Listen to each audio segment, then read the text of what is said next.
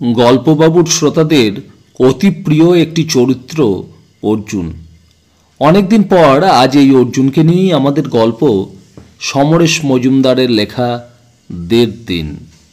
রহস্য রোমাঞ্চ যারা ভালোবাসেন তাঁরা ছাড়াও জঙ্গল, পাহাড়, নদী, ডুয়ার্স যাঁদের টানে তাঁদেরও গল্পটি ভালো লাগবে বলেই আশা করি। সমরেশ মজুমদারের মুন্সিয়ানায় রহস্য রোমাঞ্চের ঘাত প্রতিঘাতের মধ্যে দিয়ে তরতর করে এগিয়ে যায় গল্পটি কেমন লাগলো তা সুপ্রিয় শ্রোতারা আমাদের লিখে জানাবেন এই আশা রাখি। আর গল্পটি ভালো লাগলে আমাদের ছোট্ট চ্যানেলটিকে সাবস্ক্রাইব করার অনুরোধ রইল। আসুন শুরু করা যাক আজকের গল্প, সমরেশ মজুমদারের লেখা অর্জুন সিরিজের গল্প ১.৫ দিন।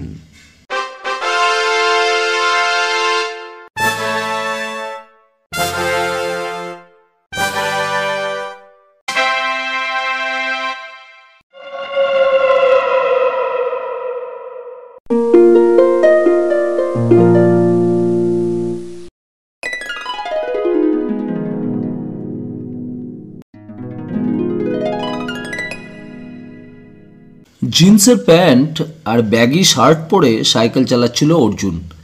এখনও জলপাইগুড়িতে তেমন শীত পড়েনি, গরমটা নেই এই যা। এই সময় একটু বৃষ্টি হবার অপেক্ষা, তারপর কয়েক মাস ধরে হাড় কাঁপাবে। এখন হাওয়ায় একটা মিষ্টি আরাম। কদমতলার মোড়ে এই সকালে তেমন ভিড় নেই। বেলা বাড়লেই রিকশার দাপটে পথ চলাই মুশকিল হয়ে দাঁড়ায় এ তল্লাটে। মোড়টা পার হতেই অর্জুন দেখল যোগুদা মর্নিং ওয়াক শেষ করে ফিরছেন। ছোটোখাটো এই মানুষটি এই সেদিনও অর্জুনের জন্য চাকরির খুব চেষ্টা করেছিলেন। দেখতে পাওয়া মাত্রই যোগুদা হাত তুললেন। কে, কোথায় চললে? এমনি ঘুরে বেড়াচ্ছি। অর্জুন সাইকেল থেকে নেমে দাঁড়ালো। আমি অনেক ভেবে দেখলাম তোমার চাকরি না হয়ে খুব ভালো হয়েছে। একবার একটা চাকরিতে ঢুকলে ভবিষ্যৎ ১২টা। চাকরিতে ঢুকলে তোমার ইউরোপ আমেরিকায় যাওয়া হতো না। ভাবতে পারা যায় আমাদের মতো আর্থিক অবস্থার পরিবার থেকে তোমার মতো বয়সের কেউ ও দেশে বেড়াতে যাচ্ছে। একবার মালবাজারে চলে এসো। আপনি কি ডেলি প্যাসেঞ্জারি করছেন? না না, শনি রবিবার এখানে থাকি। একটা ইন্টারেস্টিং কেস হচ্ছে ওখানে। কীরকম? অর্জুন কৌতূহলী হলো। যোগুদা আশেপাশে একবার নজর বুলিয়ে বললেন, এসো চা খাওয়া যাক। কদমতলার মোড়েই যে ভাঙাচোরা চায়ের দোকানে যোগুদাকে অনেক দিন আড্ডা মারতে দেখেছে অর্জুন, সেখানেই গেল। সবে চায়ের জল গরম হচ্ছে। বেঞ্চিতে আরাম করে বসে যোগুদা বললেন, আমাদের ব্যাংকে লোনের জন্য রোজ একগাদা দরখাস্ত পড়ে। বাছাই করে জামিনদার রেখে উপযুক্ত লোককে আমরা ধার দিই। ব্যবসা করে তাদের সেই টাকা শোধ করে দেওয়ার কথা, কিন্তু ৭০% মানুষ পুরো টাকা শোধ দেয় না। ঘটনাটা সবাই জানে। এর মধ্যে ইন্টারেস্টিং কেস যে কী আছে বুঝতে পারছিল না অর্জুন। সে নড়ে চড়ে বসল। অমল সোমের কাছে যাওয়ার কথা আছে। কাল রাত্রে হাবুকে দিয়ে তিনি চিঠি পাঠিয়ে দেখা করতে বলেছেন। যোগুদা বললেন, এদের ব্যাপারটা আমরা ঠিক বুঝতে পারি, কিন্তু সম্প্রতি আর এক ধরনের লোনের জন্য মানুষ আসছে। তুমি হয়তো জানো যে ব্যাংকে সোনার গয়না রেখে লোন পাওয়া যায়। সুদ সমেত সেই টাকা শোধ করে দেওয়া মাত্র গয়না ফেরত দেওয়া হয়। তুমি দেখলে অবাক হয়ে যাবে, এমন সব মানুষ গয়না রেখে লোনের জন্য আসছে তাদের দুবেলা পেট ভরে খাওয়ার অবস্থায় নেই। লোকগুলো হঠাৎ গয়না পেল কি করে কে জানে। চায়ের গ্লাসে চুমুক দিয়ে অর্জুন জিজ্ঞেস করলো, এই লোকগুলো কারা? এই কাছে পিঠের আদিবাসী মানুষ। চা বাগানে কাজ করে? না না, সেটাই বিস্ময়ের। চা বাগানে যারা কাজ পায় না, ঝুপড়ি বেঁধে জঙ্গলে বা রাস্তার ধারে থাকে, ঠিকাদারদের কাছে কাজ করে, তারাই আসছে সোনার গয়না নিয়ে। আর এই গয়নাগুলো সব এক ধরনের, আঙুলের রিং, খাঁটি সোনার।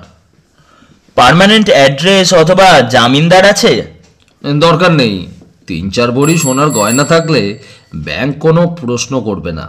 মজার কথা হলো, যদি বেশি গয়না থাকতো তাহলে তার সোর্স নিয়ে পুলিশকে তদন্ত করতে বলা যেত। প্রশ্ন করলে বলে কয়েক পুরুষ ধরে নাকি ওরা ওই গয়না রেখেছিল। কিন্তু গত 3 মাসে 225 জন লোক 3 ভরি থেকে 3.5 ভরি করে গয়না বন্ধক রেখে 75 ভাগ টাকা ধার নিতে এলো। এটা নিশ্চয়ই অভিনব ব্যাপার, তুমি কি বলো? সমস্ত ব্যাপারটা অদ্ভুত ধোঁয়াটে লাগলো অর্জুনের। সে জিজ্ঞেস করলো, ঠিক কত ভরি সোনার গয়না আপনারা পেয়েছেন? এই টোটাল 610 ভরি পাক্কা সোনা, আংটি কিংবা বালা প্রায় 2 কোটি টাকা। আমাদের ব্রাঞ্চের ক্ষমতা মাঝারি, অত ধার দেওয়ার ক্ষমতা নেই। আর ব্যক্তিগতভাবে সোনার পরিমাণ এত কম, কিছু করতেও পারা যাচ্ছে না। এত সোনা কি করে ওদের হাতে এসেছে অনুমান করছেন? যোগুদা মাথা নাড়লেন। না, আমি কিছুই বুঝতে পারছি না। লোকাল থানার ওসিকে বলেছিলাম 2-3 ভরি সোনার জন্যে তিনি কিছু করতে পারেন না। যদি কেউ অভিযোগ না করে যে সে ওই গয়না হারিয়েছে, ব্যাংক তো গয়না খাঁটি জেনেই খালাস। তাই তোমাকে বলেছিলাম, কেস খুব ইন্টারেস্টিং, পারলে চলে এসো মালবাজারে। চা খাওয়া হয়ে যেতে যোগুদার কাছ থেকে বিদায় নিল অর্জুন। সত্যি ব্যাপারটা খুব রহস্যজনক। কোনো মানুষ বোধহয় এইভাবে নিজের গোপন সোনার গয়না ব্যাংকে রেখে কিছু টাকা হাতিয়ে নিতে চান, যা প্রকাশ করলে আয়কর দপ্তরের জেরার সামনে পড়তে হবে। এ অনেকটা কালো টাকাকে সাদা করে নেওয়া। কিন্তু তাই বা হবে কি করে? যার সঞ্চয়ে অত সোনা রয়েছে, যে বুদ্ধি খরচ করে নিঃস্ব লোকগুলোকে পাঠিয়ে ব্যাংক থেকে টাকা ধার করে নিচ্ছে, সে ইচ্ছে করলে দেশের যে কোনো কালোবাজারে বিক্রি করে পুরো টাকা পেত। লোকগুলোকে নিশ্চয়ই কিছু দিতে হচ্ছে কাজ করার জন্যে। তাছাড়া ধার তো নিজের নামে পাচ্ছে না, তাই আয়কর দপ্তর থেকে নিস্তারও পাবে না। কেমন যেন গুলিয়ে যাচ্ছিল সমস্ত ব্যাপারটা। সাইকেল চালিয়ে হাকিমপাড়ায় চলে এলো অর্জুন। এই সকালে বাগানের কাজ করছিলেন অমল সোম। গেট খোলার শব্দ পেয়ে তিনি উঠে দাঁড়ালেন। অর্জুন লক্ষ্য করল অমলদার পরনে ইস্ত্রি ভাঙা পাজামা পাঞ্জাবি। বেশ শৌখিন মানুষ বলে মনে হচ্ছে। অমলদা জিজ্ঞেস করলেন, কি ব্যাপার, হাসছ যে? অমলদার সঙ্গে তরল কথা কখনো বলেনি অর্জুন, আজও বলতে বাধ্য। গম্ভীর হয়ে বলল, কিছু নয়, কাল রাত্রে হাবুর হাতে আপনার চিঠি পেলাম। হ্যাঁ, তোমার হাতে এখন কোনো কেস আছে? বাহ, কেস থাকলে আপনি জানতে পারতেন না? অর্জুনের গলায় একটু অভিমান। কি জানি, এখন তো তোমার খুব নামডাক। আমার অবশ্য খুব ভালোই লাগে। তা চা খাবে? না, একটু আগেই যোগুদা খাওয়ালেন। যোগুদা? কদমতলায় থাকেন, মালবাজারে ব্যাংকে কাজ করেন। তা তোমার হাতে যখন কোনো কেস নেই, তখন তুমি আমার একটা উপকার করতে পারো। দিল্লিতে আমার এক পুরনো ক্লায়েন্ট থাকেন। তা ভদ্রলোককে কোটিপতি বললে কম বলা হবে। লোকটি ভালো, কোনো সাথে পাঁচে থাকেন না। তার মেয়ে স্কুলের ওপরের দিকে পড়ে। সে তার 3 বন্ধুর সঙ্গে দার্জিলিংয়ে বেড়াতে আসছে।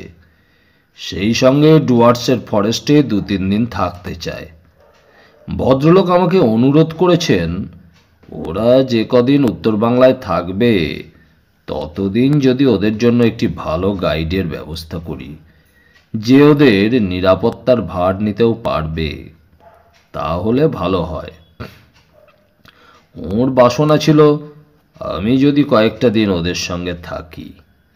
তা আমি ভাবলাম অল্প বয়সী মেয়েদের মানসিকতা বা স্বভাবের সঙ্গে আমার ধরনটা ঠিক মিলবে না। ওরাও একজন বয়স্ক মানুষকে সবসময় কাছে থাকতে দেখে অস্বস্তি বোধ করবে। তার চেয়ে তুমি যদি যাও তাহলে খুব ভালো হয়। এই খরচের জন্য ভেবো না। ওর মেয়ের নাম নন্দিনী। তার হাতে একটা আলাদা প্যাকেটে তোমার খরচের টাকা থাকবে। অমলদা কথা শেষ করা মাত্র হাবু চায়ের কাপ নিয়ে বেরিয়ে এলো বাড়ি থেকে। তার হাতে 1 কাপ চা। অর্জুনকে দেখে জিভ বের করলো সে। অর্জুন হাত নেড়ে নিষেধ করলো, সে চা খাবে না। হাবু কথা বলতে পারে না, কানেও কম শোনে, কিন্তু ওর বোধ শক্তি, বুদ্ধি, গায়ের জোর খুব। অর্জুন জিজ্ঞেস করলো, ওরা কবে আসছে? আজই, বাগডোগরায় দিল্লি ফ্লাইটে। তুমি বেশি সময় পাবে না তৈরি হতে। অর্জুনের প্রস্তাবটা মোটেই ভালো লাগলো না। কোনো থ্রিল বা রহস্য নেই। 4টে বড়লোকের মেয়েকে পাহারা দিয়ে ঘুরে বেড়াতে হবে। মেয়ের বন্ধু যখন, তখন নিশ্চয়ই মেয়ে। মেয়েদের সঙ্গে থাকার কোনো মানেই হয় না। আর ওদের বাবা মা কি করে যে কোনো গার্জেন ছাড়াই এত দূরে আসতে দিচ্ছে। অর্জুনকে চুপচাপ দাঁড়িয়ে থাকতে দেখে অমল সোম বললেন, না, তোমার ওপর আমি কাজটা জোর করে চাপিয়ে দিতে চাই না। ঠিক আছে, আমি যাচ্ছি। অর্জুন নাড়া খেল। আজ পর্যন্ত সে কখনো কোনো অবস্থায় অমল সোমকে অস্বীকার করেনি। তাঁর যে কোনো অনুরোধই অর্জুনের কাছে আদেশ। আজ পিছিয়ে যাওয়ার কোনো কথাই ওঠে না। যতই খারাপ লাগুক, কাজটা তবু সে করবে। অর্জুন বলল, না অমলদা, আপনি আমাকে ভুল বুঝছেন। আমার যেতে কোনো আপত্তি নেই। শিলিগুড়িতে বাস থেকে নেমে বাগডোগরা এয়ারপোর্টে যাওয়া খুব ঝামেলার। কোনো বাস নেই সরাসরি। বাগডোগরা শহর থেকে, অবশ্য যদি শহর বলা যায়, রিক্সা নিয়ে কয়েক কিলোমিটার পথ ডিঙিয়ে তবে এয়ারপোর্ট চত্বরে পৌঁছানো যায়। যাত্রীদের নিজের গাড়ি না থাকলে ট্যাক্সি কিংবা অটো ভাড়া করেন। অর্জুনের মনে পড়ল বিদেশের সব শহরেই এয়ারপোর্ট থেকে শহরে যাতায়াত করে এয়ারলাইন্সের বাস। সেটা নিশ্চয়ই এখানে পাওয়া যাবে। বাস স্ট্যান্ড থেকে রিক্সা নিয়ে অর্জুন চলে এলো সিনক্লেয়ার হোটেলে। ওর সামনেই এয়ারলাইন্সের অফিস। কিন্তু সেখানে গিয়ে হতাশ হলো সে। শিলিগুড়ি শহর থেকে সেরকম কোনো ব্যবস্থা নেই এয়ারপোর্টে যাওয়ার। অর্জুন ঘড়ি দেখল, সময় বেশি নেই। সিনক্লেয়ার হোটেলটা শিলিগুড়ি শহরের বাইরে। ভুল হয়ে গেল। বাস স্ট্যান্ড থেকে চেষ্টা করলে হয়তো শেয়ারের ট্যাক্সি পাওয়া যেত। অর্জুন ঠোঁট কামড়ালো। এই সময় হোটেল থেকে বেরিয়ে এলেন স্যুট পরা এক ভদ্রলোক। ঘড়ি দেখলেন। সঙ্গে সঙ্গে একটা প্রাইভেট ট্যাক্সি পার্কিং লট থেকে গড়িয়ে এলো। ড্রাইভার মুখ বের করে বলল, বলিए साहब, कहाँ जाना है? এয়ারপোর্ট, জলদি। 60 रुपया वन वे। ঠিক হ্যায়। ভদ্রলোক পিছনের দরজা খুলে গাড়িতে উঠে বসলেন। অর্জুন আর ইতস্তত করল না। দৌড়ে গাড়ির কাছে গিয়ে বলল, আমাকে দয়া করে এয়ারপোর্টে নিয়ে যাবেন। আমি কোনো ট্রান্সপোর্ট পাচ্ছি না। ভদ্রলোক অত্যন্ত বিরক্ত হলেন। কিন্তু সেই সময় ড্রাইভার বলল, নিয়ে নেব স্যার। ভদ্রলোক যেন অনিচ্ছায় মাথা নাড়লেন। গাড়ি হোটেল থেকে বেরিয়ে ডান দিকে বাঁক নিল। অর্জুন চুপচাপ বসেছিল। লরি, টেম্পো, মিনিবাস ছুটে যাচ্ছে হাইওয়ে দিয়ে। বাঁ দিকে চা বাগান। শেষ পর্যন্ত বাগডোগরা বাজার হয়ে বাঁ দিকে সংরক্ষিত এলাকায় তারা ঢুকে পড়ল। একজন শান্তি দাঁড়িয়ে থাকে লক্ষ্য করার জন্য। ইচ্ছে হলে গাড়ি থামিয়ে প্রশ্ন করতে পারে, কিন্তু করল না। অর্জুন দেখল এয়ারফোর্সের লোকজন সাইকেল চেপে ফিরছে। বাগডোগরা এয়ারপোর্টটাকে দেখে চট করে এয়ারপোর্ট বলেই মনে হয় না। যদিও প্রচুর গাড়ি রয়েছে, হলঘর, কাউন্টার, সিকিউরিটি এনক্লোজার এবং রেস্টুরেন্ট আছে, কিন্তু তবু এয়ারপোর্ট বলে ঠিক মনে হয় না। সব কিছুই শিথিল, ঘরোয়া। ট্যাক্সি থেকে নেমে সে ড্রাইভারকে জিজ্ঞেস করলো, কত দিতে হবে? 10 টাকা। অর্জুন টাকাটা দিয়ে আর দাঁড়ালো না। ছুটে হলঘরে ঢুকে কাউন্টারের কাছে পৌঁছে দেখল দিল্লি ফ্লাইট ঠিক সময়ে আসছে, অর্থাৎ আর মিনিট 10 বাকি। সে স্বস্তির নিঃশ্বাস ফেলল। ফ্লাইট পৌঁছে গেলে মেয়েগুলো নিশ্চয়ই ওর জন্য দাঁড়াতো না। তখন অমলদাকে কি কৈফিয়ত দিত সে? সিগারেট ধরালো অর্জুন। বাড়ি ফিরে খুব অল্প সময় পেয়েছে তৈরি হবার। নিউ ইয়র্ক থেকে কেনা ব্যাগটায় জামা কাপড় পুরে চলে এসছে কোনো মতে।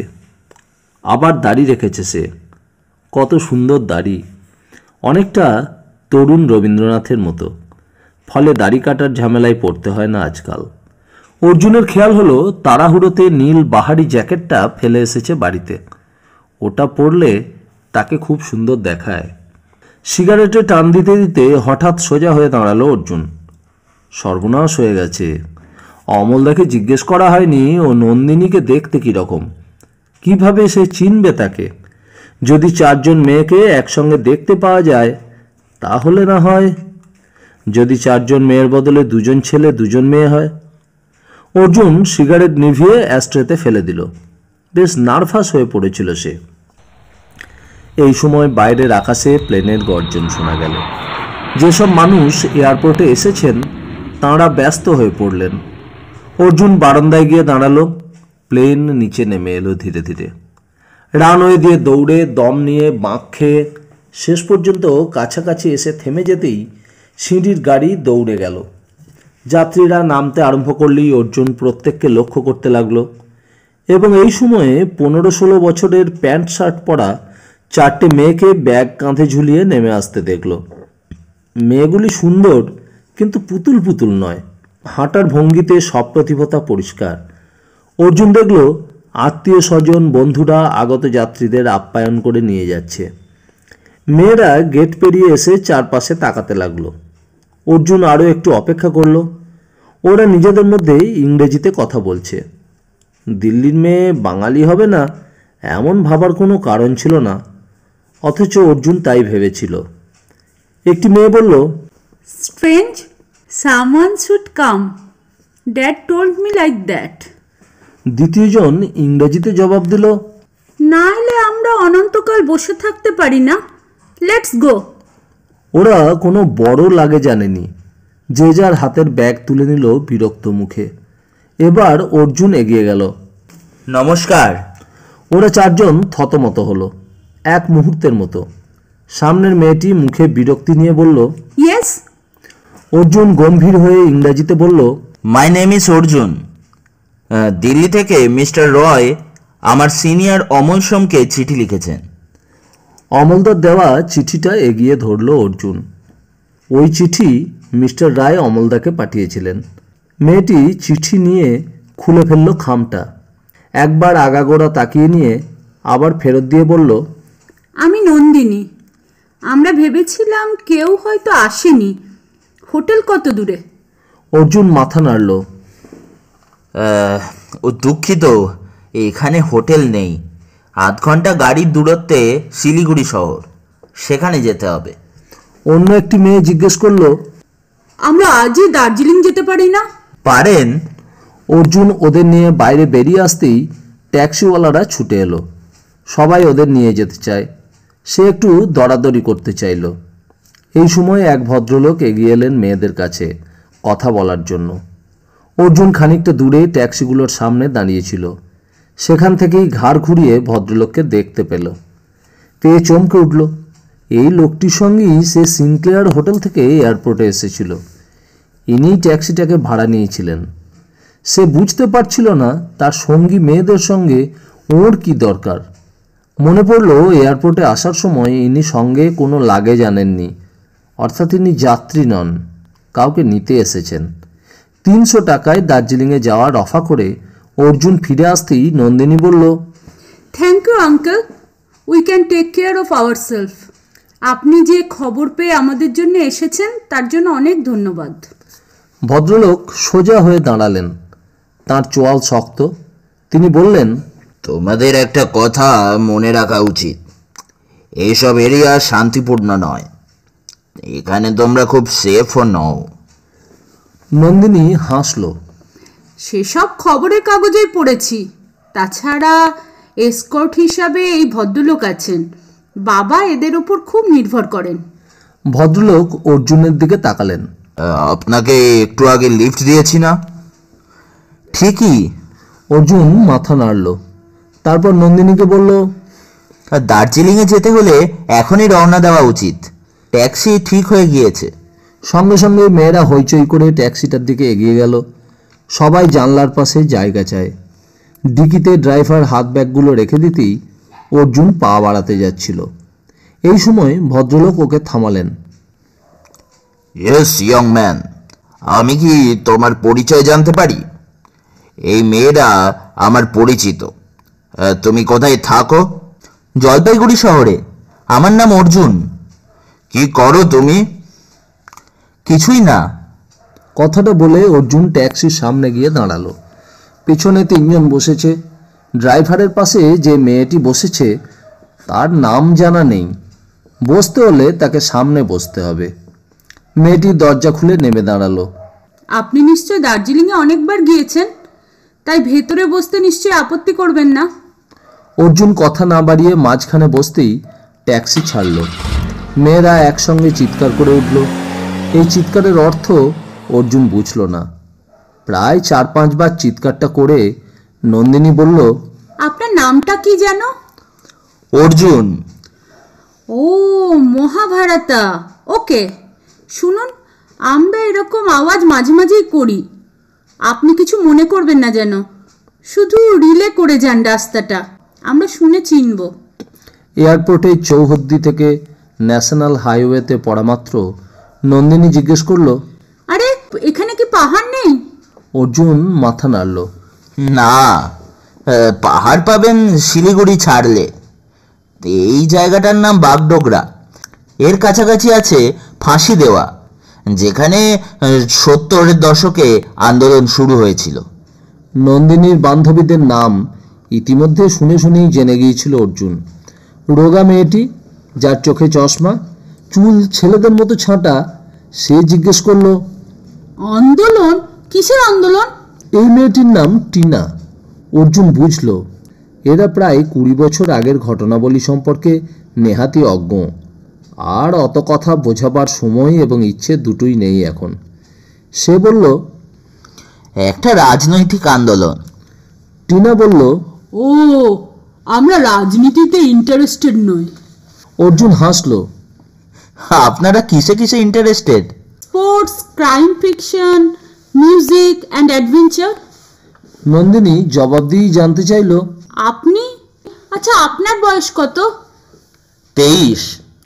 তাহলে 20 বছর আগের ঘটনা আপনি জানলেন কি করে? যেভাবে আমরা মহেঞ্জোদারো হরপ্পার কথা জেনে থাকি। আচ্ছা, হ্যাঁ, আপনার কিসে ইন্টারেস্ট? সত্য সন্ধান। What's that? যে ঘটনাটা ঘটে যাওয়ার পর মনে হয় রহস্য লুকিয়ে আছে, অথবা আপাতত কোনো রহস্য নেই বলে মনে হলেও কয়েকটা ব্যাপারে খটকা থাকে, সেই ব্যাপারটা নিয়েই তদন্ত করতে আমার ভালো লাগে। তাছাড়া ওটা এখন আমার পেশা। মাই গড, আপনি ডিটেকটিভ? ঠিক তা নয়, আমি সত্য সন্ধান করি মাত্র। সঙ্গে সঙ্গে কান ফাটানো সেই চিৎকারটা ছিটকে বেরোলো মেয়েদের মুখ থেকে। অর্জুনের কান লাল হয়ে গেল। এরা কি তাকে অবিশ্বাস করছে? ট্যাক্সির ড্রাইভার পর্যন্ত হাঁ হয়ে গেল। নন্দিনী বলল, ওহ, দারুণ! আমরা তাহলে একজন ডিটেকটিভের সঙ্গে থাকব। কিন্তু আপনার কি মনে হয় না ডিটেকটিভ হবার পক্ষে যে বয়সটা দরকার সেটা হতে অনেক দেরি আছে আপনার? বিদেশি উপন্যাসে এত ইয়াং ডিটেকটিভ, হার্ডি বয়েস বা ফেমাস ফাইভদের তো ম্যাচিওর বলা যায় না। অর্জুন বলল, আমি জানি না, তবে একটা তদন্তের ব্যাপারে আমি ইংল্যান্ড আর আমেরিকায় গিয়েছিলাম। হ্যাঁ, সেখানে কিন্তু বয়স নিয়ে কোনো ঝামেলাই হয়নি। সঙ্গে সঙ্গে অদ্ভুত প্রতিক্রিয়া হলো। 4টে মেয়েই পরস্পরের দিকে তাকাতে লাগলো, যেন তারা নিজেদের কানকেই বিশ্বাস করতে পারছে না। টিনা অবিশ্বাসী গলায় জিজ্ঞেস করলো, আপনি স্টেটসে তদন্ত করতে গিয়েছিলেন? হ্যাঁ, একটা লাইটার নিয়ে সমস্যা হয়েছিল। নন্দিনী চোখ কপালে তুলল। এই লাইটারের সমস্যা নিয়ে যে গল্পটি, সেটির প্রথম পর্বের ভিডিও লাইটার রহস্য নামে আমাদের গল্পবাবুর আসরে রয়েছে। সুপ্রিয় শ্রোতারা যদি শুনতে চান তাহলে সেটি শুনতে পারেন। নন্দিনী চোখ কপালে তুলল। ও মাই গড, মনে পড়েছে, কাগজে পড়েছিলাম একজন তরুণ ভারতীয় গোয়েন্দা স্টেটসে গিয়ে ক্যান্টার করেছে। সেই লোক আপনি? এই সময় ড্রাইভার হাইওয়ে থেকে গাড়ি বাঁ দিকের কয়েকটি ঝুপড়ি দোকানের সামনে নিয়ে গিয়ে দাঁড় করালো। অর্জুন জিজ্ঞেস করলো, কি ব্যাপার? তেল নেব স্যার। তেল? এখানে পেট্রোল পাম্প কোথায়? 2 নম্বর তেল। 1 নম্বর কিনলে পোষাতে পারবো না। এরা 5 টাকা লিটার নেয়, 3 টাকা 70 কম। 100 টাকা দিন অ্যাডভান্স। অর্জুন হতভম্ব। সে কোনোদিন এই ঘটনায় চোখে দেখেনি। এই বেআইনি তেল কিনতে দেওয়াটা এক ধরনের অন্যায়কে সমর্থন করা। সে মাথা নাড়ল। আপনি যদি আমাকে না জানিয়ে তেল নিতেন তাহলে আমার কিছু বলার ছিল না, কিন্তু জানতে পারার পরে এখান থেকে আপনাকে তেল নিতে দিতে পারি না। আমি জানাতে গেছি নাকি? আপনিই তো জানতে চাইলেন। আপনার একবারও মনে হচ্ছে না এই গরিব লোকগুলো সস্তায় তেল দিচ্ছে কি করে? চোরাই তেল। প্রাইভেট কিংবা কোম্পানির গাড়ির ড্রাইভাররা লুকিয়ে তেল বিক্রি করে দেয় এদের কাছে হাফ দামে, ওরা আবার আমাদের কাছে বিক্রি করে। এইসব গরিব মানুষগুলোর ক্ষমতা আছে তেল কিনে ব্যবসা করার? তা জানি না স্যার, হয়তো পেছনে কেউ আছে সেই টাকা ঢালছে। আমার কি দরকার ওসবে, আমি তেল পাচ্ছি তাই ঢের। ওরা যখন কথা বলছে সেই সময় দুজন আদিবাসী মহিলা এগিয়ে এসেছে তাদের গাড়ির কাছে। তাদের একজন জিজ্ঞেস করলো, তুই আর কত লিটার লাগবে বটে? অর্জুন মাথা নাড়ল। তেল লাগবে না, চলুন সামনের পাম্প থেকে নেবেন। ড্রাইভার একটু ভাবলো, তারপর বলল, তাহলে আমাকে মাফ করবেন স্যার, আমি দার্জিলিং যেতে পারবো না। এই কথাটা সরাসরি বলে দেওয়াই ভালো। তা এই কথা এয়ারপোর্টেই বলেননি কেন? আমি তো যেতেই চেয়েছিলাম, কে জানতো আপনি এমন ঝামেলা করবেন। অর্জুন পেছনে তাকালো। আপনারা কি চাইছেন? টিনা বলল, আপনাকে আমি সাপোর্ট করছি। নন্দিনী বলল, কাছাকাছি কোনো পুলিশ স্টেশন নেই? এবার ড্রাইভার হাত জোর করলো, মাফ করবেন দাদা, আপনারা পুলিশে খবর দিলে কি হবে জানি না, তবে এই লাইনে ট্যাক্সি চালানো আমার বন্ধ হয়ে যাবে, দয়া করে গরিবের ভাত মারবেন না। ড্রাইভার আর কথা না বাড়িয়ে গাড়ি চালু করলো। নন্দিনী মন্তব্য করলো, এখানে পা দিয়ে করাপশন দেখলাম। আপনি তো সত্য সন্ধানী, এর একটা বিহিত করুন, তেল কোম্পানি থেকে নিশ্চয়ই ফি পাবেন। অর্জুন জবাব দিল না। হঠাৎ বাঁ দিকে চোখ পড়ায় সে বলল, ওইটে নর্থ বেঙ্গল ইউনিভার্সিটি। মেয়েরা দেখলো কিন্তু কোনো মন্তব্য করলো না। শিলিগুড়িতে পৌঁছে বাঁ দিকে না ঘুরে ট্যাক্সি শহরের দিকে যেতে লাগলো। অর্জুন জিজ্ঞেস করলো, আপনি সত্যিই দার্জিলিংয়ে যাবেন না? ড্রাইভার কথা না বলে মাথা নেড়ে না বলল।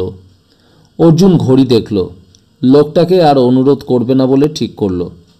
সে পিছন ফিরে জিজ্ঞেস করলো, আপনাদের প্রোগ্রামটা যদি আমাকে খুলে বলেন।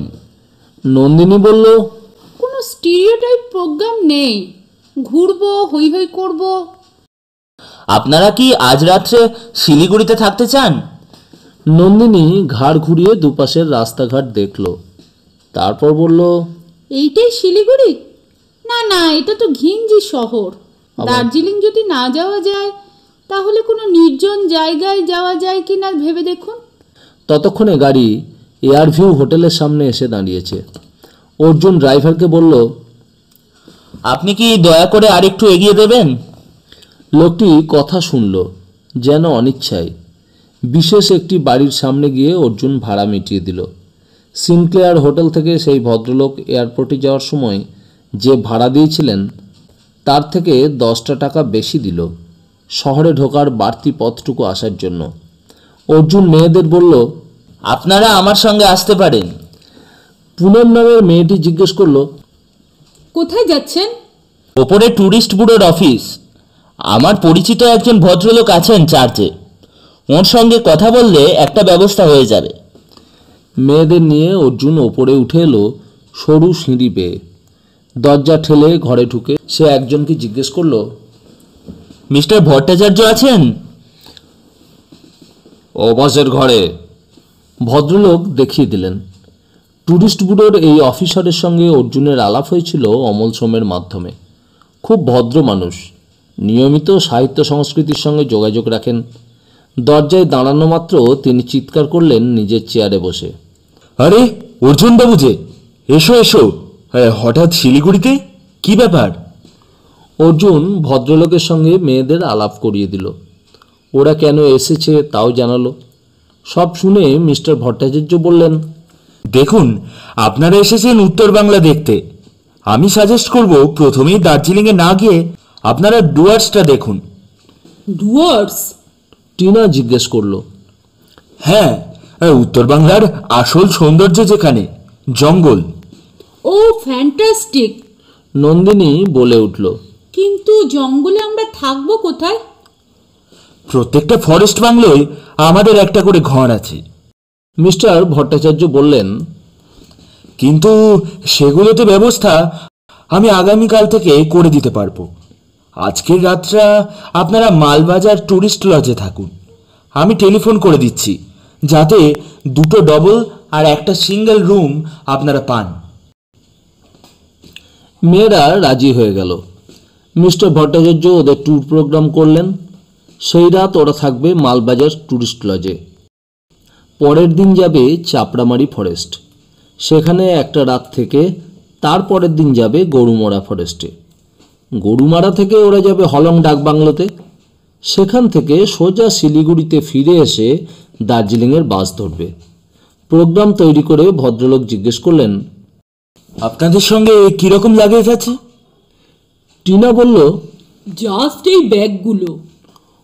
হো, তাহলে তো হয়ে গেল। এখনই বাসে রওনা হয়ে যান। ট্যাক্সি ভাড়া করে খরচ বাড়ানোর কোনো দরকার নেই। আমি সমস্ত ফরেস্ট বাংলোয় খবর পাঠিয়ে দিচ্ছি। বাইরে বেরিয়ে এসে অর্জুন জিজ্ঞেস করল, আপনারা নিশ্চয়ই বাসে যেতে পারবেন না, চলুন ট্যাক্সি দেখি। টিনা বলল, বাসে বসার জায়গা পেলে ট্যাক্সি নেওয়ার কি দরকার? আমরা বাসে গেলে লোকাল মানুষের সাথে মিশতেও পারবো। অর্জুন হাসতে গিয়ে সামলে নিল। দিল্লির এই মেয়েরা জিন্সের প্যান্ট আর শার্ট পরে এসেছে। স্থানীয় মানুষেরা ওদের কিছুতেই সহজ মনে মেনে নিতে পারবে না। মেলামেশা তো দূরের কথা। সেবক রোড হয়ে যেসব বাস মালবাজার দিয়ে ডুয়ার্সে যায় তার একটাতে উঠে বসলো ওরা। বসার জায়গা পাওয়া গেল। মেয়েরা অনর্গল কথা বলে যাচ্ছিল লেডিস সিটে বসে। অর্জুন পিছনে জায়গা পেয়েছিল। সে ভাবছিল অমলদা তাকে অদ্ভুত এক ঝামেলায় ফেলে দিয়েছেন। এই মেয়েগুলিকে ডুয়ার্স ঘুরিয়ে দেখানো মানে কিছুটা সময় নষ্ট করা। তার মনে পড়ল অমলদা বলেছিলেন নন্দিনীর বাবা খরচ চালানোর জন্য একটা খাম মেয়েদের হাতে পাঠিয়েছেন, কিন্তু এতক্ষণে একবারও নন্দিনী সেই প্রসঙ্গ ওঠায়নি। আর লজ্জায় অর্জুন নিজেও বলতে পারেনি। বাসে তেমন ভিড় নেই। বাস ছাড়ার মুহূর্তে অর্জুনের নজরে পড়ল একটা ট্যাক্সির দিকে। এই মাত্র এসে দাঁড়ালো সেটা। ড্রাইভারটা যেন পরিচিত। তারপরই খেয়াল হলো ওই ট্যাক্সিতে চড়ে সে আজ এয়ারপোর্টে গিয়েছিল এবং তখনই দেখতে পেল ভদ্রলোককে। নন্দিনীর সঙ্গে এর একটা আলাপ হয়েছিল, কিন্তু ভদ্রলোক এখানে কি করছেন? পিছনে দরজা খুলে এপাশ ওপাশ তাকাতে লাগলেন তিনি, আর অর্জুনদের বাসটা চলা শুরু করলো। লোকটার সম্পর্কে সতর্ক হতে হবে। ওর হাবভাব মোটেই ভালো লাগছে না। কিন্তু কিছুক্ষণের মধ্যেই এই চিন্তাটা মাথা থেকে সরে গেল। মেয়েরা চিৎকার করে জানতে চাইছে ওটা কি নদী, এটা কোন পাহাড়, আর সে পিছনে বসে জানিয়ে যাচ্ছে। বাসের অন্যান্য যাত্রীরা কৌতুক বোধ করছিল। অর্জুন দেখলো তাদের অনেকেই মেয়েদের কৌতূহল মেটাচ্ছে আগ বাড়িয়ে। সে খুশি হলো, আর চেঁচাতে হচ্ছে না। সেবক ব্রিজ পেরিয়ে বাসটা যখন পাহাড় থেকে নেমে ওদলাবাড়ি বাগড়াকোট দিয়ে ছুটছে তখন সূর্যদেব পাটে বসেছেন। অর্জুন টাকার কথা চিন্তা করছিল। এর মধ্যে অনেক টাকা খরচ হয়ে গিয়েছে। প্রচুর টাকা নিয়ে সে বের হয়নি। এবার মুখ ফুটে চাইতে হবে। এই সময় নন্দিনী গলা তুলে জানতে চাইল, কোথাকার টিকিট কাটতে হবে? অর্জুন গম্ভীর গলায় জানিয়ে দিল, আমি কাটছি। মালবাজার বাস স্ট্যান্ডে বাস দাঁড়াতেই অর্জুন ট্যুরিস্ট লজটা দেখতে পেল। দেখেই বেশ পছন্দ হয়ে গেল। এমন সুন্দর ডিজাইনের বাংলো বাড়ি দেখলেই থাকতে ইচ্ছা হয়। মেয়েরাও দেখে বেশ উত্তেজিত। একটা মাঠ পেরিয়ে স্টেট ব্যাংকের অফিসকে ডান হাতে রেখে ওরা ট্যুরিস্ট লজে পৌঁছে গেল। পুনম বলল, ফ্যান্টাস্টিক! এরকম জায়গায় এমন বাংলো ভাবা যায়? আমাদের থাকতে দেবে তো? অর্জুন হাসল, কিন্তু কোনো জবাব দিল না। ভট্টাচার্যদা যখন আশ্বাস দিয়েছেন তখন এরা বিমুখ করবে না। দোতলার বারান্দায় চেয়ার সাজানো। সেখান থেকেই মেয়েরা দূরের পাহাড়, মাঠ, চা বাগান আর ডুবন্ত সূর্য দেখতে পেল। ওরা 3খানা ঘর পেল। জানা গেল শিলিগুড়ি থেকে টেলিফোনে নির্দেশ দেওয়া হয়েছে। নন্দিনী আর টিনা এক ঘরে, পুনম আর চিঙ্কি দ্বিতীয়টায়, আর কয়েকটা স্টেপ ওপরে একটা ঘরে অর্জুন ঢুকে পড়ল। ব্যাগটাকে রেখে সে বিছানায় গড়িয়ে পড়ল জানলা খুলে দিয়ে। আকাশে এখন লাল রং ছড়ানো। সেদিকে তাকিয়ে অর্জুনের মনে হলো তার পাহারা দিতে আসায় সার হবে। এইসব মেয়ে এমন কিছু লবঙ্গলতিকা নয়, নিজেদের ঝুঁকি নিজেরাই নিতে পারে। এই ঘরে দ্বিতীয় বিছানাটি খালি। এমন পাণ্ডববর্জিত জায়গায় নিশ্চয়ই এই সন্ধ্যের সময় কেউ এসে উঠবে না মালবাজারে। হঠাৎ মাথার ভেতর জগুদার মুখটা ভেসে উঠল। একেই কি কাকতালীয় ব্যাপার বলে? আজ সকালে যখন কদমতলার মোড়ে জগুদার কাছে সোনা বিক্রির গল্প শুনছিল, তখন বিন্দুমাত্র ধারণা ছিল না তাকে এই মালবাজারে সন্ধ্যাবেলায় আসতে হবে। জগুদা তাকে একবার এখান থেকে ঘুরে যেতে বলেছিল। মনে হয় আজ রাত্রে জগুদা জলপাইগুড়ি থেকে এখানে আসবেন না। ব্যাংক খোলার আগেই কাল সকালের ফার্স্ট বাস ধরে পৌঁছে যাবেন। কাল তাদের যাওয়ার কথা চাপড়ামারি আর গরুমারা ফরেস্টে। এই যাত্রায় জগুদার সঙ্গে দেখা হওয়ার সম্ভাবনা কম।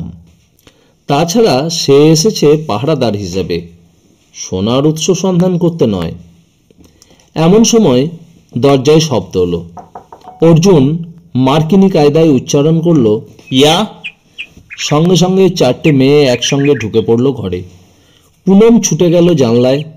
কাম হিয়ার, এখান থেকে সূর্য ডোবা দেখা যাচ্ছে। আমি সানসেট দেখতে একদম ভালোবাসি না, আমি প্রেফার করি সানরাইজ। চিঙ্কি বলল।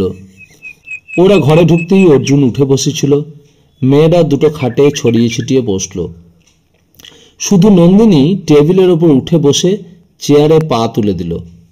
অর্জুন লক্ষ্য করলো এর মধ্যেই ওরা পোশাক পাল্টে ফেলেছে। প্যান্ট ছেড়ে ম্যাক্সি পরেছে চারজনই। তাদের রং খুব জোরদার। নন্দিনীর কাঁধে একটা সরু স্ট্র্যাপের চামড়ার ব্যাগ। অর্জুনকে জিজ্ঞেস করলো, এখন আমাদের প্রোগ্রাম কি? নিশ্চয়ই বাংলায় বসে থাকার জন্য আমরা এত দূর আসিনি। অর্জুন ফাঁপড়ে পড়ল। সে বলল, মুশকিলে ফেললেন। এসব জায়গায় সন্ধে নামতেই ভূতেদের রাজত্ব হয়ে যায়। হ্যাঁ, তখন কেউ বাড়ির বাইরে বের হয় না। ভূত? দারুণ ব্যাপার। I red lot of ghost stories. Tina বলল। অর্জুন তাড়াতাড়ি কথা ঘোরালো। না না, মানে ভূত বলতে আমি অন্ধকার মিন করছি। সন্ধ্যের পর কেউ এখানে পথে বের হয় না। কেন? নন্দিনী জিজ্ঞেস করলো। রাস্তায় তেমন আলো নেই, কিছু দেখা যায় না। দেখার জিনিসও বিশেষ কিছু নেই মালবাজারে। আজকে রাতটা রেস্ট নিলে কাল যেখানে যাব। শুনুন মিস্টার মহাভারতা, আমরা এখানে ঘরে বসে থাকার জন্য আসিনি। আমাদের সঙ্গে টর্চ আছে, অন্তত ঘন্টাখানেক হাঁটবো আমরা। রাত্রের গাছপালা আর সৌন্দর্য দেখব। শুনেছি সাইলেন্সেরও একটা সাউন্ড আছে, সেটা জানতে চাই। আর তার আগে আমাদের কিছু খাওয়া দরকার। অর্জুন খাট থেকে নেমে দাঁড়ালো। আপনারা লাউঞ্জে অপেক্ষা করুন, আমি আসছি। কেন? চিঙ্কি বলল। আপনি আবার সাজগোজ করবেন নাকি? এই পোশাকেই চলুন। বললেন তো রাস্তায় লোক থাকে না রাত্রে, দেখবে কে আপনাকে? এমন কথা কোনো মেয়ের মুখে কখনো শোনেনি অর্জুন। তার চেনা জানা চৌহদ্দিতে অল্প বয়সী মেয়ের সংখ্যা খুব কম।